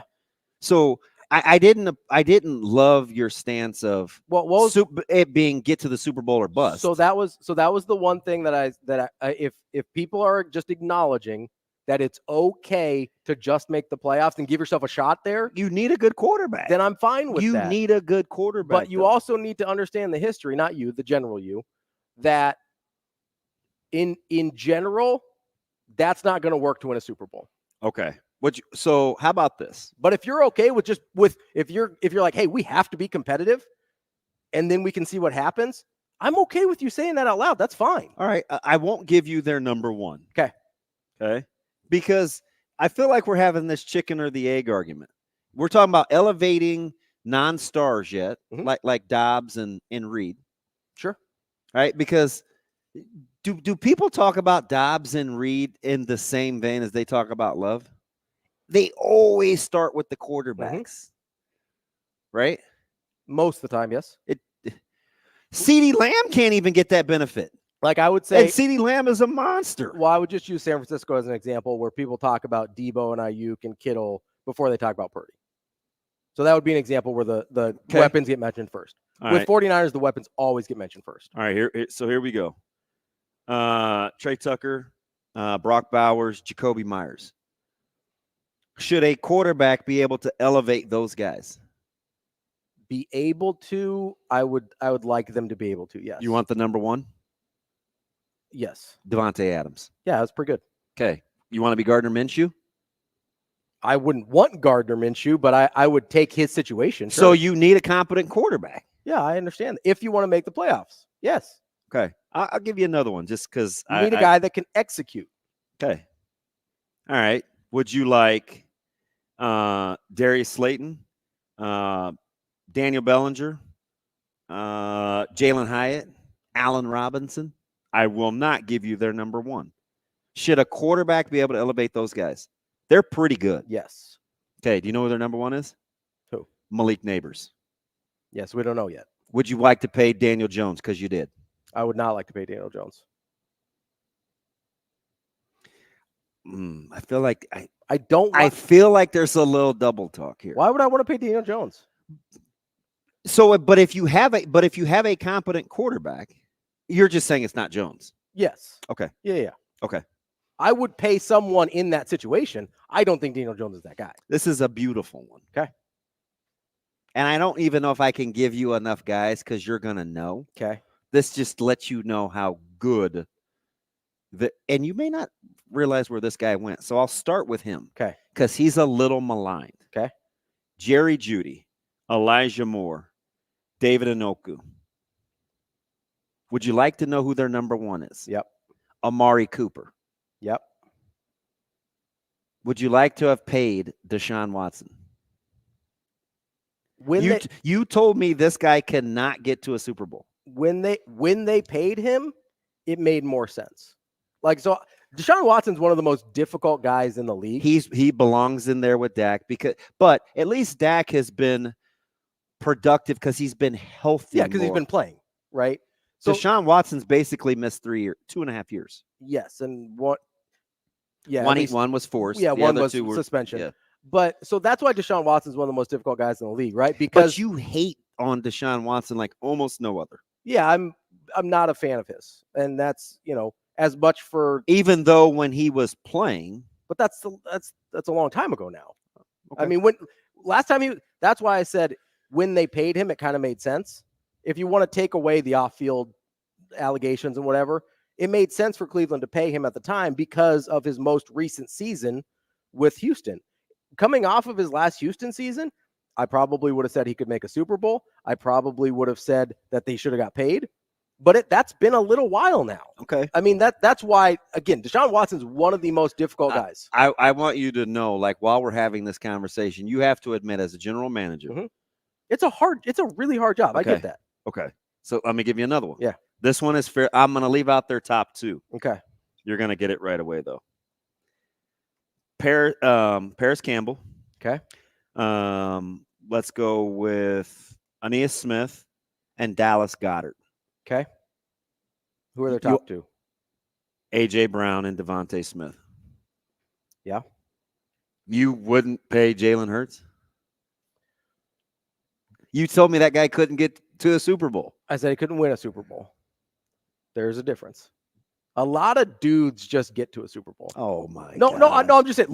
They don't. Look at the history of guys that have lost Super Bowls. No, they don't. Look at the history of guys that have lost Super Bowls. There's a lot of just dudes in there. Oh, my God. Do you want to look at the list? Anytime. You going with what? Rex Grossman?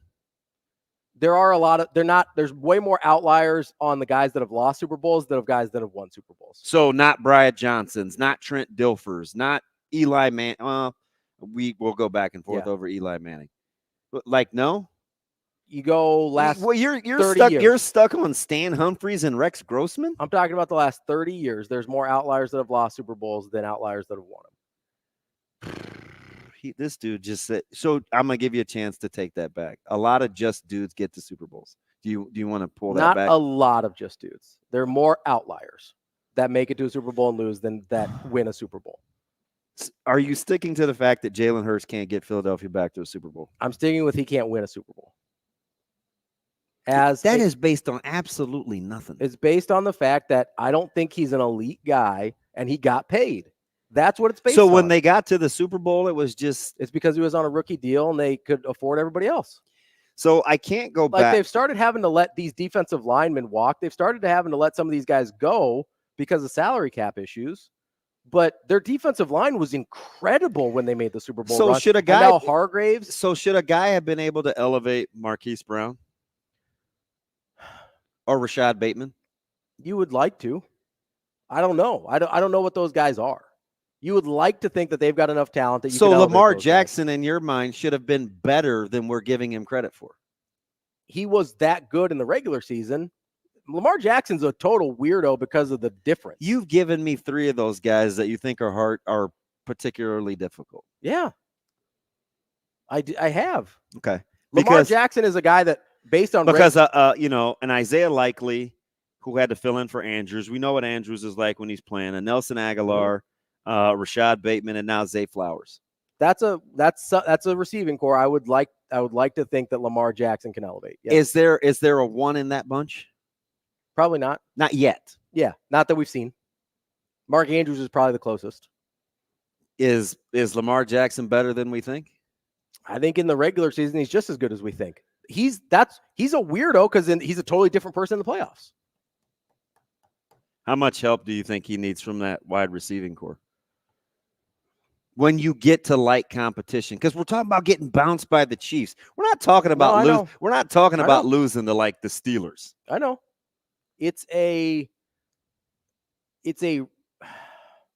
I would like to think the way that Lamar Jackson plays in the regular season that he'd be able to get past every once in a while. But again, the AFC of it all, the Kansas City Chiefs of it all, make it really hard to judge his playoff success. But it hasn't. Part of it's the way it's looked. Okay. Would you pay Lamar? Would you pay a quarterback to go elevate these guys? And I will not give you their number 1. Okay. Juwan Johnson, a guy you know a lot about, Cedric Wilson Jr., mm-hmm. Rashad Shaheed, and I won't give you their number 1. Would you like their number 1? Yeah. Chris Olave.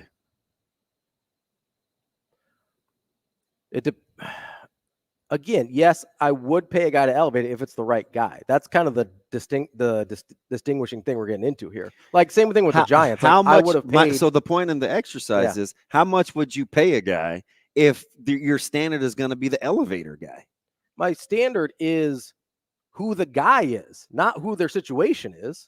But how are you a general manager without understanding what your situation is? Okay, I understand that, but your situation depends on who your quarterback is too. Like whoever your incumbent quarterback is, that's what I'm deciding on who I pay or not. Like if I have to decide between paying Dak Prescott $60 million or going out on the open market and being like, okay, I can go get Sam Darnold for like 15, 10. Yeah, 10. But let's say he has a good year in Minnesota and he costs a little more. Hey, Shane, would you rather pay Sam Darnold, let's say 3 years, $20 million each, mm-hmm. or go pay Dak Prescott $60 a year for 4? On paper, this is just, I use him because after you know who this is, you'll have an answer one way or the other, definitively. Okay, you ready? I'm going to give you this guy's stats. Career 65 completion percentage. Okay. Career. Okay. All right. He averages 7.2 per pass attempt. He's thrown for almost 40,000 yards. Okay. 242 for touchdowns, 107 for interceptions. His rating, career, 92.3. His RTG for his career is 92.3. Would you pay that guy based on those statistics as your quarterback? Honestly, I need to see what it looks like. Okay. But on the statistics, I wouldn't have a huge problem paying that guy. Do you know who that guy is? Who? Shane, do you know who that guy is? I mean, I'm going to say like Rich Gannon. I don't know. That guy is Derek Carr. Or Derek Carr. About the same thing. Yeah.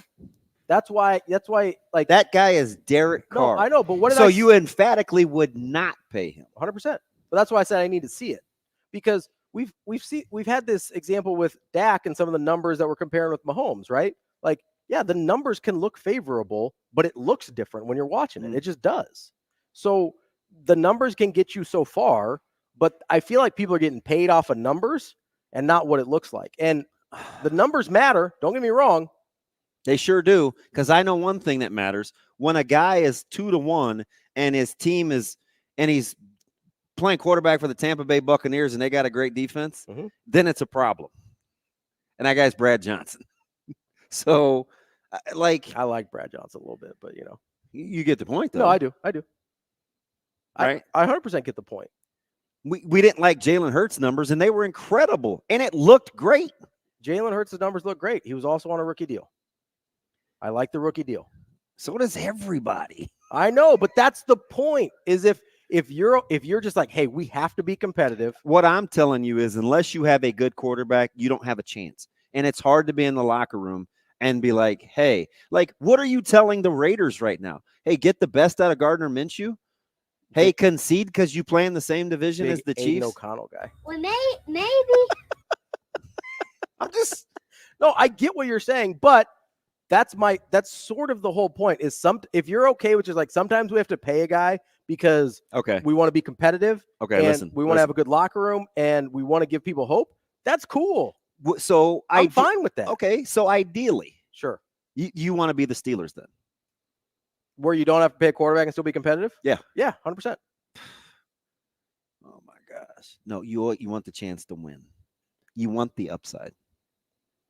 Okay, but what I'm saying is some of these guys are fooling themselves. It's not fun. It's not fun to be a Steelers fan. They're fooling themselves into thinking these guys have the upside. I enjoy it. I love them. It's not fun. But I have to be super myopic. I have to say to myself, okay, let's be realistic. Can I get 22 and 8 from Russ? Give me 800 from Justin. I know he's going to complete 54% of his, that's what I have to do. Yeah. But if you get the right guy in that situation, like you did with Big Ben. Do you think the Steelers think that they can't win their division? The division this year, probably they can win it. Yeah. You know how casually you just said that about arguably the best division in football? I don't think Cleveland's very good. I don't think Deshaun's good enough. I don't think Deshaun's you're good saying that about a team that won 12 games a year. I don't think Deshaun's good enough. Okay. Now, if somebody else ends up playing quarterback with them, then all bets are off. And I don't know about Burrow. I love Burrow, but if he can't stay healthy, then that Cincinnati team, and even with him, you're the one that believes wholeheartedly that they're taking a step back this year. And I don't have a lot of argument against it. Like they've had some transition since they made the Super Bowl a couple years ago. I mean, in the regular season, the Browns were 11-6 last year. I would pay a guy and they got all that guaranteed money tied up to a guy that wasn't playing. Yeah, and they're not going to win a Super Bowl like that. I would pay a guy to elevate. Even if it's just 1 year, just to elevate, I would do that. Yeah, you want to pay the guy that elevates. That's even point. If it's just 1 year. The guy that elevates. But you can't convince yourself that a guy that executes is a guy that elevates. That's the point. And they're convincing. I don't want to play. I wouldn't pay Brock Purdy. Let me ask you something. Why wouldn't you pay Tua? Why wouldn't you pay Tua? Yeah. If you don't think he can get you to a Super Bowl. That's why you wouldn't pay him.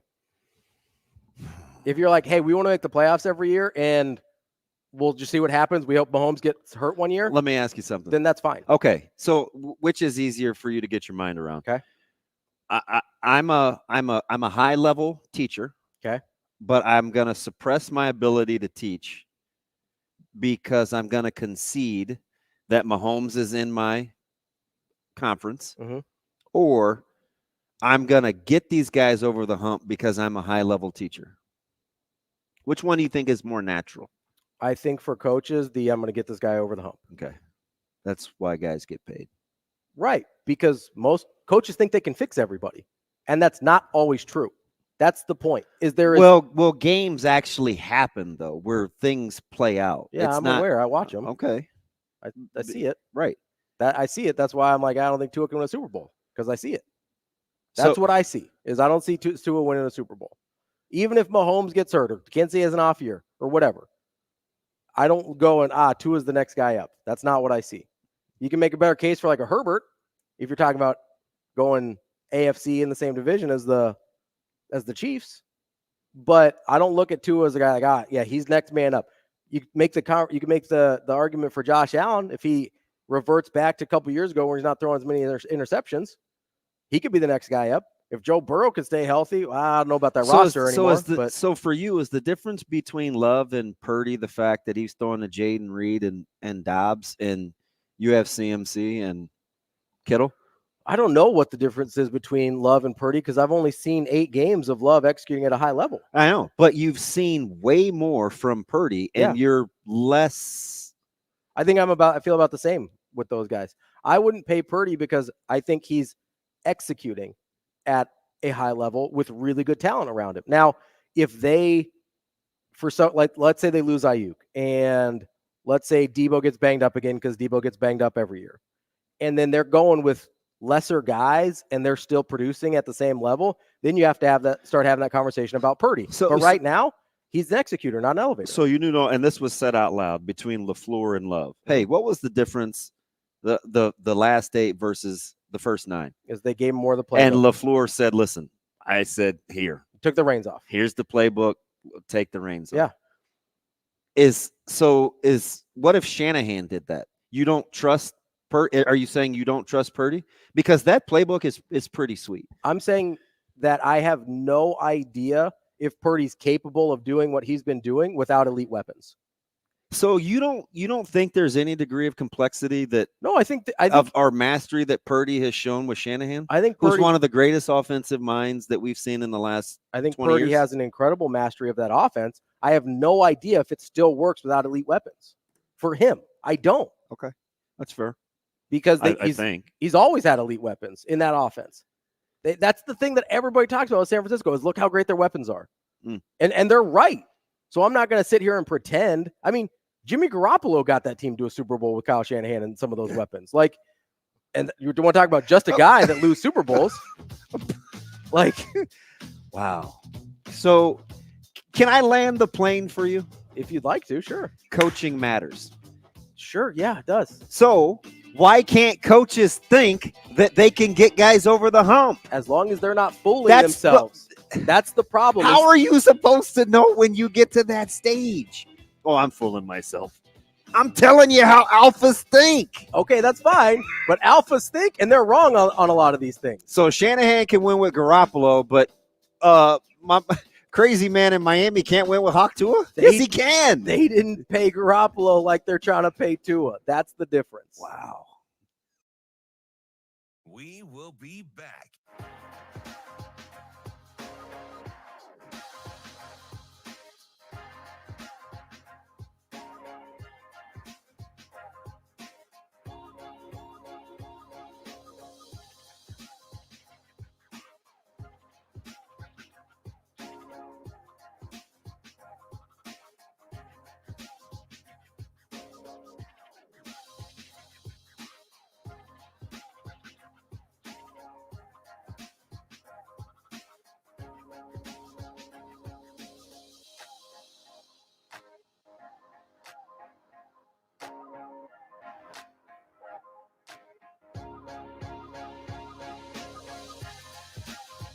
We will be back.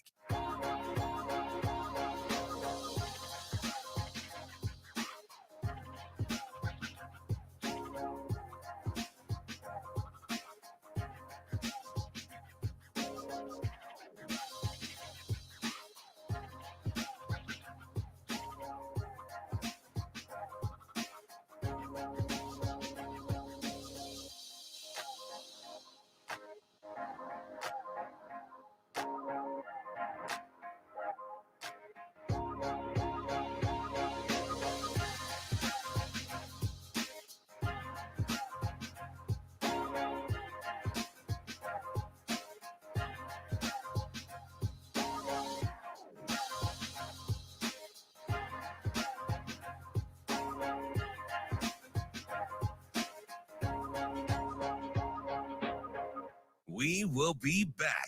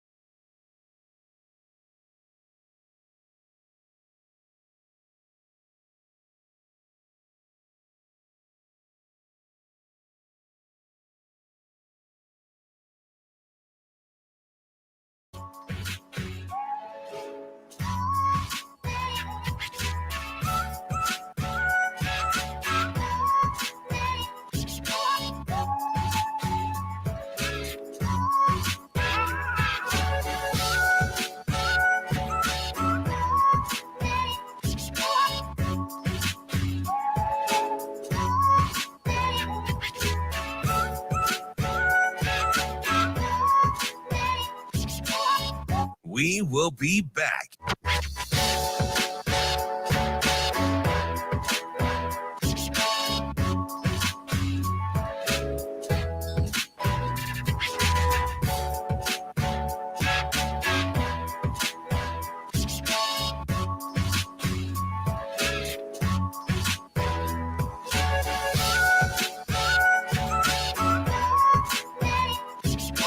We will be back.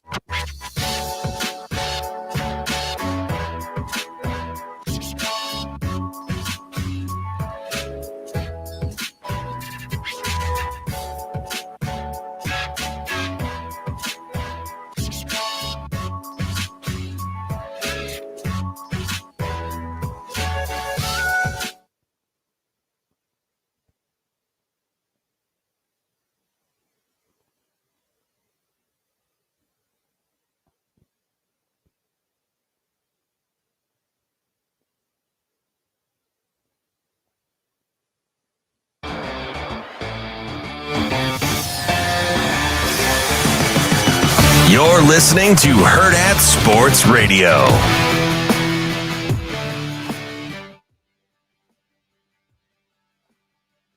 We're back here on Hurrdat Sports Radio, AM 590, ESPN Omaha, ESPN Tri-Cities, KFOR in Lincoln. We're live on Twitter, Facebook, YouTube. That's DB. I'm Ravi. Lulla here on the Pillar Exterior stage, reminding you to get out to UnionOmaha.com to get tickets. They're next in town in a couple weeks here. They've got an exhibition against Bellevue University at Werner Park.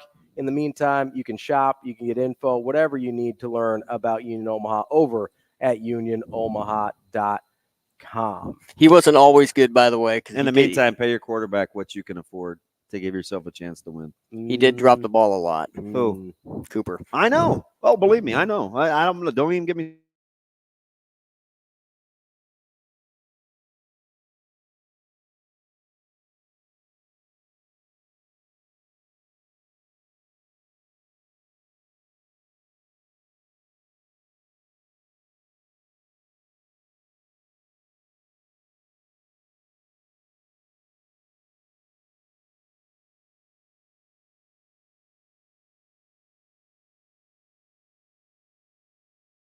Like, what are you talking about? Like, that can't be your. This is exactly what I'm talking about. If we're okay with saying, like, hey, let's just make the playoffs and figure and hope for the best, that's fine. You can pay the Derek Carrs. What else do you think teams do in the season? What do you think the goal is? Not to get to the playoffs? No, I think the goal is to win the Super Bowl. So you think they think, let's just get to the playoffs and then not have a chance to win it? Do you think that's what they think? Do you think there's more than a handful of teams? Do you think everybody starts the season, or like half the teams start the season with like, hey, we can realistically win the Super Bowl? I think 12 to 15 teams legitimately think that they can win a Super Bowl. Are all 12 or 15 of those teams right? What difference does it make? Because that's how I would make my financial decisions, is whether or not that's realistic or not. Because I think the number should be smaller than that. On any given year, I don't think 15 teams go to a Super Bowl. Okay. That's what I'm talking about. Okay. Because expectations of your franchise matter when you're talking about who you're paying and who you're not. So if your expectation is we have to go win a Super Bowl, and then you're paying a guy that realistically probably cannot win you a Super Bowl with the way your roster is constructed, then you're making a mistake financially. But if you're like, hey, our owner wants to make the playoffs every year. So if I'm Jim Harbaugh, okay, and I'm with the Chargers, yep, do I want my ownership group and my general manager thinking we can't get to the Super Bowl? Do you think they can get to the Super Bowl? I think they probably can. That's why they hired Jim Harbaugh. Yep, me too. Right. So, but I also think they probably think they've got one of those guys at quarterback.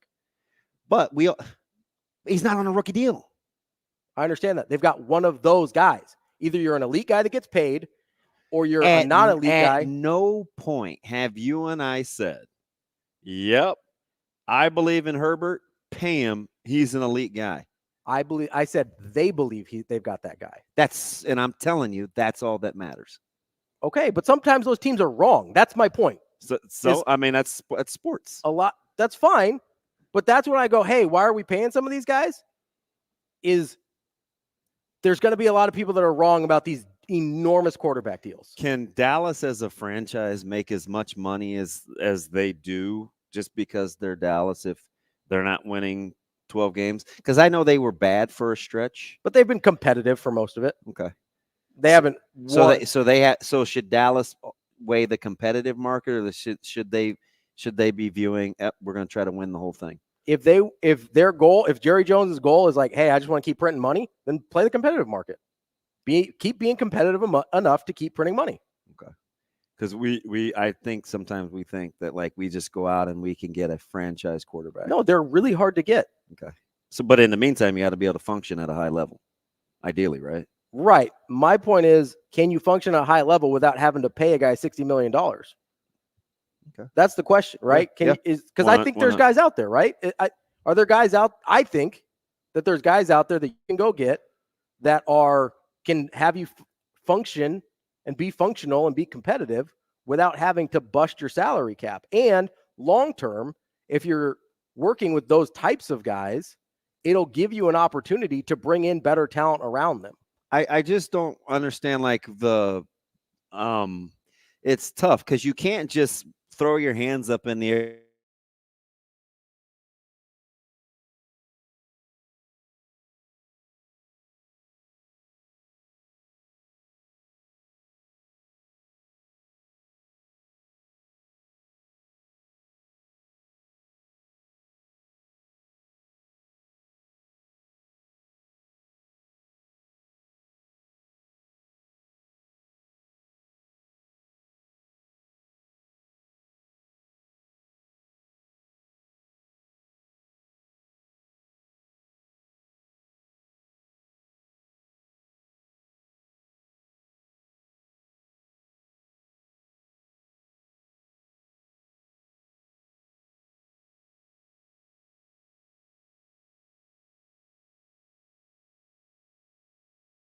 You're telling yourself is all these other things can go right around us. So maybe we can get a Stan Humphries or a Kerry Collins or a Chris Chandler or somebody, Jake Delhomme or Colin Kaepernick or Jimmy Garoppolo or whoever. Right.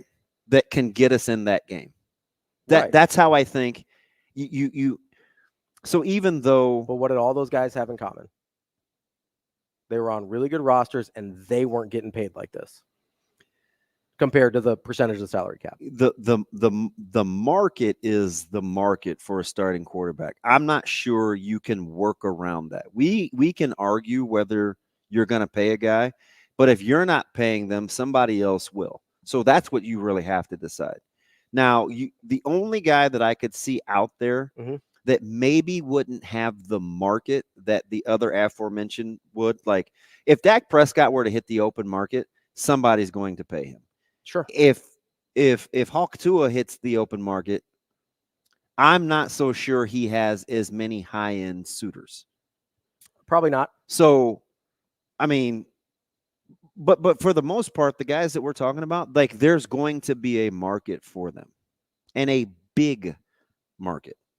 Yeah, you don't have to play in that market if you don't want to. Like here's my entire point. And then we can drop it and you can say I'm wrong and that's fine. My entire point is if you're dealing with a guy that isn't a high-level elite guy, one of the handful of guys that I believe can win a Super Bowl, you are better off going down the list because I think the difference between, let's say this is not the real number. Let's say there's 5 guys that can win a Super Bowl just for ease. I think the difference between number 6, who's still getting paid like the top 5, and the difference between, say, 16 is smaller than the difference between 5 and 6. So I would rather go get 16, pay him like 16, than have 6 and pay him like 5. Because then you can improve the rest of your roster to give yourself a chance to be in a position where a Rex Grossman or a Kerry Collins or a Chris Chandler or a Jimmy Garoppolo can get you to that game. That would be my philosophy as a GM. I think you would be thinking a lot different if this wasn't Mahomes, because the teams that have lost to Mahomes had better rosters. I feel comfortable saying that top to bottom. Yeah, for the most part, I think so. I would include the 49ers. I think the 49ers, top to bottom, had a better roster both times they lost to Mahomes. Yeah, so did the Eagles. And they didn't have Patrick Mahomes. So right? it's like. But that's even without Mahomes there in that situation. There's always a hierarchy, right? Where you got top 3-4 guys. Like Mahomes is in his own category, right? And then you have the guys below him. Even take Mahomes out of that, right? Let's just move him off to the side for a second. If you're talking about the other 3, 4, 5 guys there, I would still rather pay 16 money rather than pay the 6th guy top 3 money. Yeah. And then improve the roster around them. That would be my philosophy as a GM. I think that gives you a better chance than to overpay. I'm simply just telling you, as long as guys like Nick Foles can win a Super Bowl, coaches and front offices will pay. Okay, but Nick Foles wasn't getting paid. That's you my don't point. You don't understand the point. Foles was good enough without having the huge numbers. So if you get a guy that's close, you'll tell yourself, I'll pay the going rate, because those guys from a talent standpoint are better than Nick Foles. The quarterback market was not what it was then for Nick Foles, even though it was just a few years ago. So if you get a better talent, coaches are saying to themselves, I'm a good coach. We're going to pay this guy. I can do the rest. And my point is, if you pay guys that are in the Nick Foles territory or even a little bit better, you're not going to have a roster good enough to do what the Eagles did with Nick Foles. Okay. That's my point, is I'd bet on the rest of the roster if I don't have one of the dudes. That's it. That's the whole point. Speaking of teams in college, at least that had one of the dudes. USC had Caleb Williams last couple of years. They're going to be trying to figure it out, see if they've got enough talent on the roster to do it with one of the guys that maybe isn't a dude anymore either. We're going to talk to our guy Jordan Moore coming up next about USC.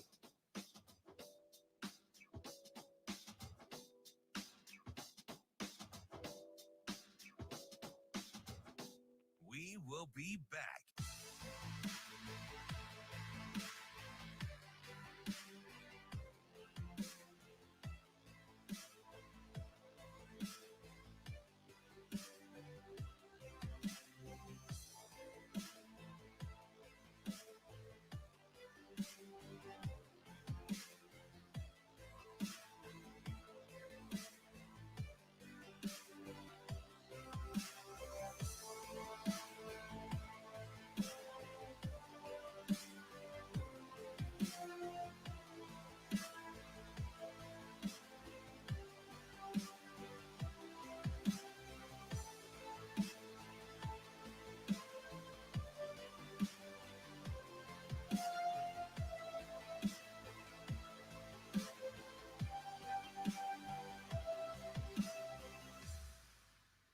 We will be back.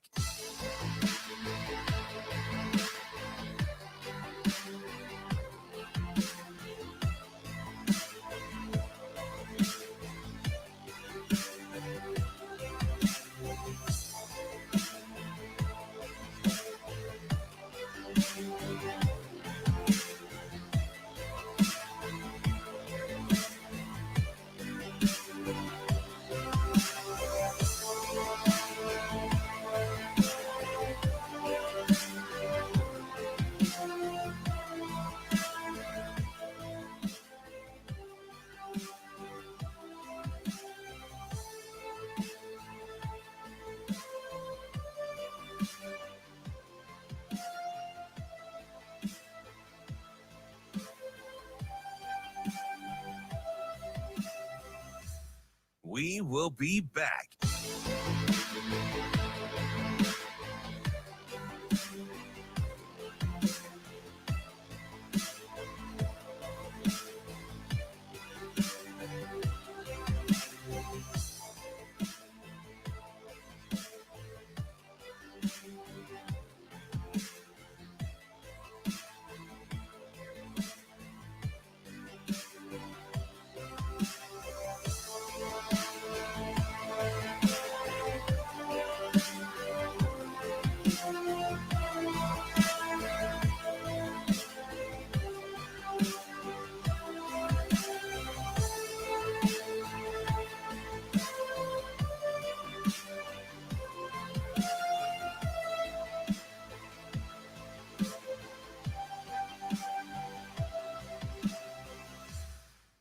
will be back.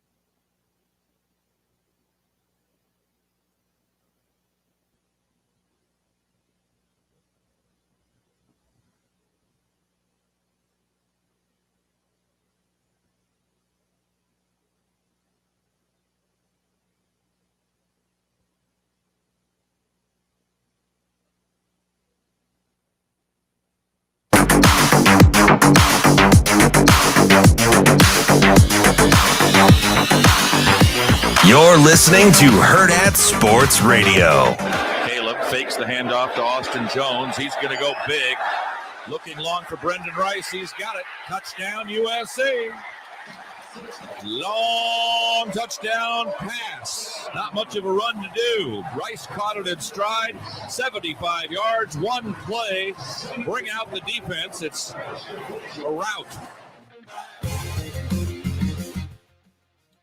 Wrapping up the show here on a Monday on Hurrdat Sports Radio, AM 590, ESPN Omaha, ESPN Tri-Cities, KFOR Lincoln. That's DB. I'm Ravi Lulla. We are joined now by Jordan Moore. He's the sideline reporter for USC football. Jordan, how are you this morning? Wrapping up the show, man. We're just getting our day started out here on the West Coast. This is an adjustment period between the time zones. That coming from a former sideline guy, man, I'm always so appreciative because I think it's the toughest job of the three. I know the play-by-play guys will give me grief, and now that I'm the analyst, I give myself grief. But, man, you guys got to be good because you need a reason to break away and still be creative, man. So I'm my heart, I got a soft spot for sideline guys. Plus, we get to hear more than normal people, right? It's like, let's go. Yeah, well, I mean, the sideline life's going to get interesting here. I'm used to dealing with the heat in Arizona. I'm going to have to invest in a pretty good winter coat, I think, here. Yeah, so I actually think that's a legit point, man. And I know some people, the whole Feinbaum coach rule thing got out of control just because that's what talking heads do. But I do think there's definitely something to the degree of difficulty in the conference, not just from a time zone standpoint, but 1 week you may play in 71-degree weather, and the next you may play in 38-degree weather. And there is the time zone thing. How does that add to the complexity, in your opinion, of how to deal with the depth of this conference? Yeah, I don't think it's going to be a huge deal for USC in year one. Yeah, schedule does work out. Yeah, I think they just sort of, I don't know if they did it on purpose, but they took it easy on USC a little bit. When you see Michigan at Minnesota, but it should be beautiful fall weather, I would imagine, early on in the season. Then the late games are at Maryland and at Washington, and Washington's a familiar opponent. Not necessarily warm up in Seattle late in the season, but probably not snowing.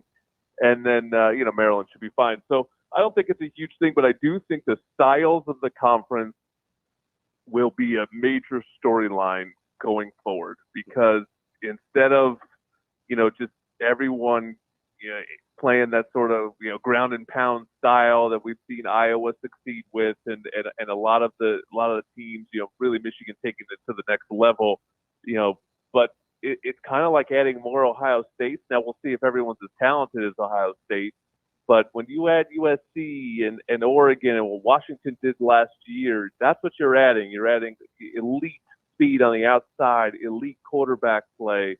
That's the question is, sort of who's going to overcome who in those stylistic matchups, and the talk out west is, hey, we got to get better in the trenches. We're going to lose these games if we don't get better in the trenches because of the physicality of the teams that are typical of the Big Ten. Jordan, Ravi and I were both in Indy, and we felt like after day 2 that Lincoln Riley was by far, I thought, the most interesting, because I wouldn't call him surly, because I know a lot of you guys that see him all the time felt like, man, this is actually pretty good for Lincoln. But I felt like it wasn't in defense of, but he did want to remind people that SC is SC. How much of that kind of that brashness and his confidence do you think will resonate as the day in, day out grind kind of happens for this football team? Yeah, I mean, I think that it's a fascinating season both for him and his career and sort of where he is in this USC project. I mean, the way he's talked about it sometimes is it's almost like the years got flipped. He went 7-5 last year, but if that had been his first year, coming off of a really poor season in Helton, the season Helton was fired mid-season. If he'd come in on 7-5 and then his second season at USC goes 11-1 and Caleb wins the Heisman Trophy, then everyone would just say Lincoln's doing the Lincoln thing, and here comes USC. The coaches will be preseason top 5 and all that. But instead, it went the opposite way.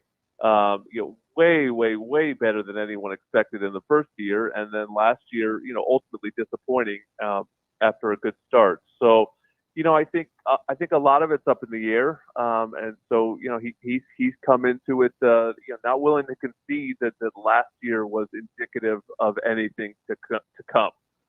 That he's much happier to back his track record of his 5 years at Oklahoma and his first year at USC, and not 1 year or really a second half of the season last year that didn't go his way. So he certainly believes in the power of USC, and I think he believes in his own track record and abilities to turn this thing right back around. What do you think his biggest takeaways, right? As a guy that has fancied himself as a lifelong learner, what were you think some of his big takeaways were from the Alex Grinch experience and defense? Because he talked a lot about them being better on that side of the ball, upping their level of physicality. What do you think were some of the primary takeaways, especially coming from a guy that made a very good run at Tony White, Nebraska's first defensive coordinator?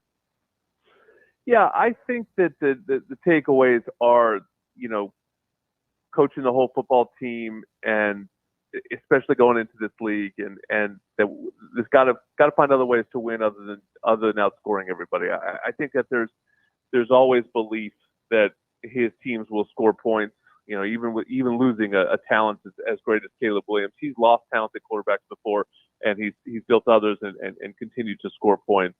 But I do think that there's a belief that there's got to be some other ways to win football games, and sort of went outside of the family a little bit and hired people that he didn't know. I think looking for something different, because I do think within that Air Raid family, within that Leach family, it's sort of like the defensive style is, hey, let's try to match the offense. And I remember interviewing Alex Grinch early on, and he would say things like, if we score 40, we just need to hold the team to 39 or less. And I don't think that sort of defensive coordinators, all defensive coordinators think that way. I think a lot of defensive coordinators think we're going to hold them to 0 and we won't lose games. So I think that's sort of the change in mindset of bringing in a whole new defensive staff. Not just one person, not just somebody that he has a relationship with, but bringing in a whole new philosophy. And seeing how that plays out and marries with the way that he coaches offense and the way that he coaches the whole football team. We're talking to Jordan Moore, sideline reporter for USC football. Jordan, you mentioned the loss of previous great quarterbacks under Lincoln Riley. It does feel a little different with Caleb Williams because of how prolific he was. It seems like there's got to be some step back, at least in year one, with Miller Moss here. Do you think the defense can improve enough to make up for that little bit of drop-off in quarterback so that they can improve on last year's record? Or how do you view that dynamic where it does feel like the loss of Caleb Williams is a little different than some of the previous quarterback losses with Riley? Yeah, It's the question of the season for sure. It's hard to know because I thought Dan Lynn was a really good hire, but it's still a new person in the room at USC. He did it. If he could do at USC exactly what he did at UCLA, then absolutely, because USC was 100 plus in all the defensive rankings last year, and Dan Lynn's UCLA team was up in the top 20 in all the rankings. So yeah, if you can create a top 25 defense in a year and make that kind of turnaround, I think that is going to make a huge difference. And sure, if you're scoring 5 less points a game or whatever it is, going from Caleb Williams to Miller Moss, but I think it's less about the quarterback position and more about the change in offense. I just think that the way that they're going to run offense with Miller Moss is going to be very different than the way they ran it with Caleb. Caleb was so improvisational. He held the ball for a very long time. He used his feet a ton. The offense that we got to see a preview of in the Holiday Bowl was prolific, but prolific in a different way, much more so like Lincoln's first offense as head coach when he had Baker Mayfield in Oklahoma. Once he got to that mobile quarterback with Kyler Murray and Jalen Hurts, not to say guys like Baker and Miller aren't mobile, but they're not running a ton the way that Caleb was. So, to me, it's a little bit more about timing, getting the ball out. And so I do think that there's things that they will do better offensively, even if maybe the quarterback statistics will be difficult to match. You brought up Lynn earlier, and he's got to probably keep it simple in week one. How careful do we have to be about any sweeping indictments like normally get out of hand with week one matchups, especially a helmet game like LSU and USC? Yeah, it's a tough schedule overall for USC, and it's a very difficult start to the season. You're talking about neutral LSU, home Utah State, at Michigan. I think most likely that USC will be underdogs in 2 of the first 3 games. So that is a difficult place to start. Now, if you win one or both of those 2 games that you're underdogs, then all of a sudden, everyone's going to blow you up and say that you've fixed everything. And if you were to lose both, people are going to say it's over and it's the end of the world. So that's a little bit of just college football. It's kind of a small sample size sport with 12 regular season games, but that is the nature of it. They know going in, and the LSU one's just interesting because you have both teams losing Heisman Trophy quarterbacks, both teams that were really poor defensively last year. Yeah, and their offseason focus was on fixing that. Both programs with head coaches that are accomplished, particularly on the offensive side of the ball. So it is a little bit, I think, like looking in the mirror in that first game, and so it'll be interesting to see who's farther ahead. That's Jordan Moore, sideline reporter for USC football. Jordan, thanks so much for your time. We'll catch up again soon. Thanks, Jordan. No problem. Have a great morning. More Hurrdat Sports Radio tomorrow. See you. Have a good day. Love you.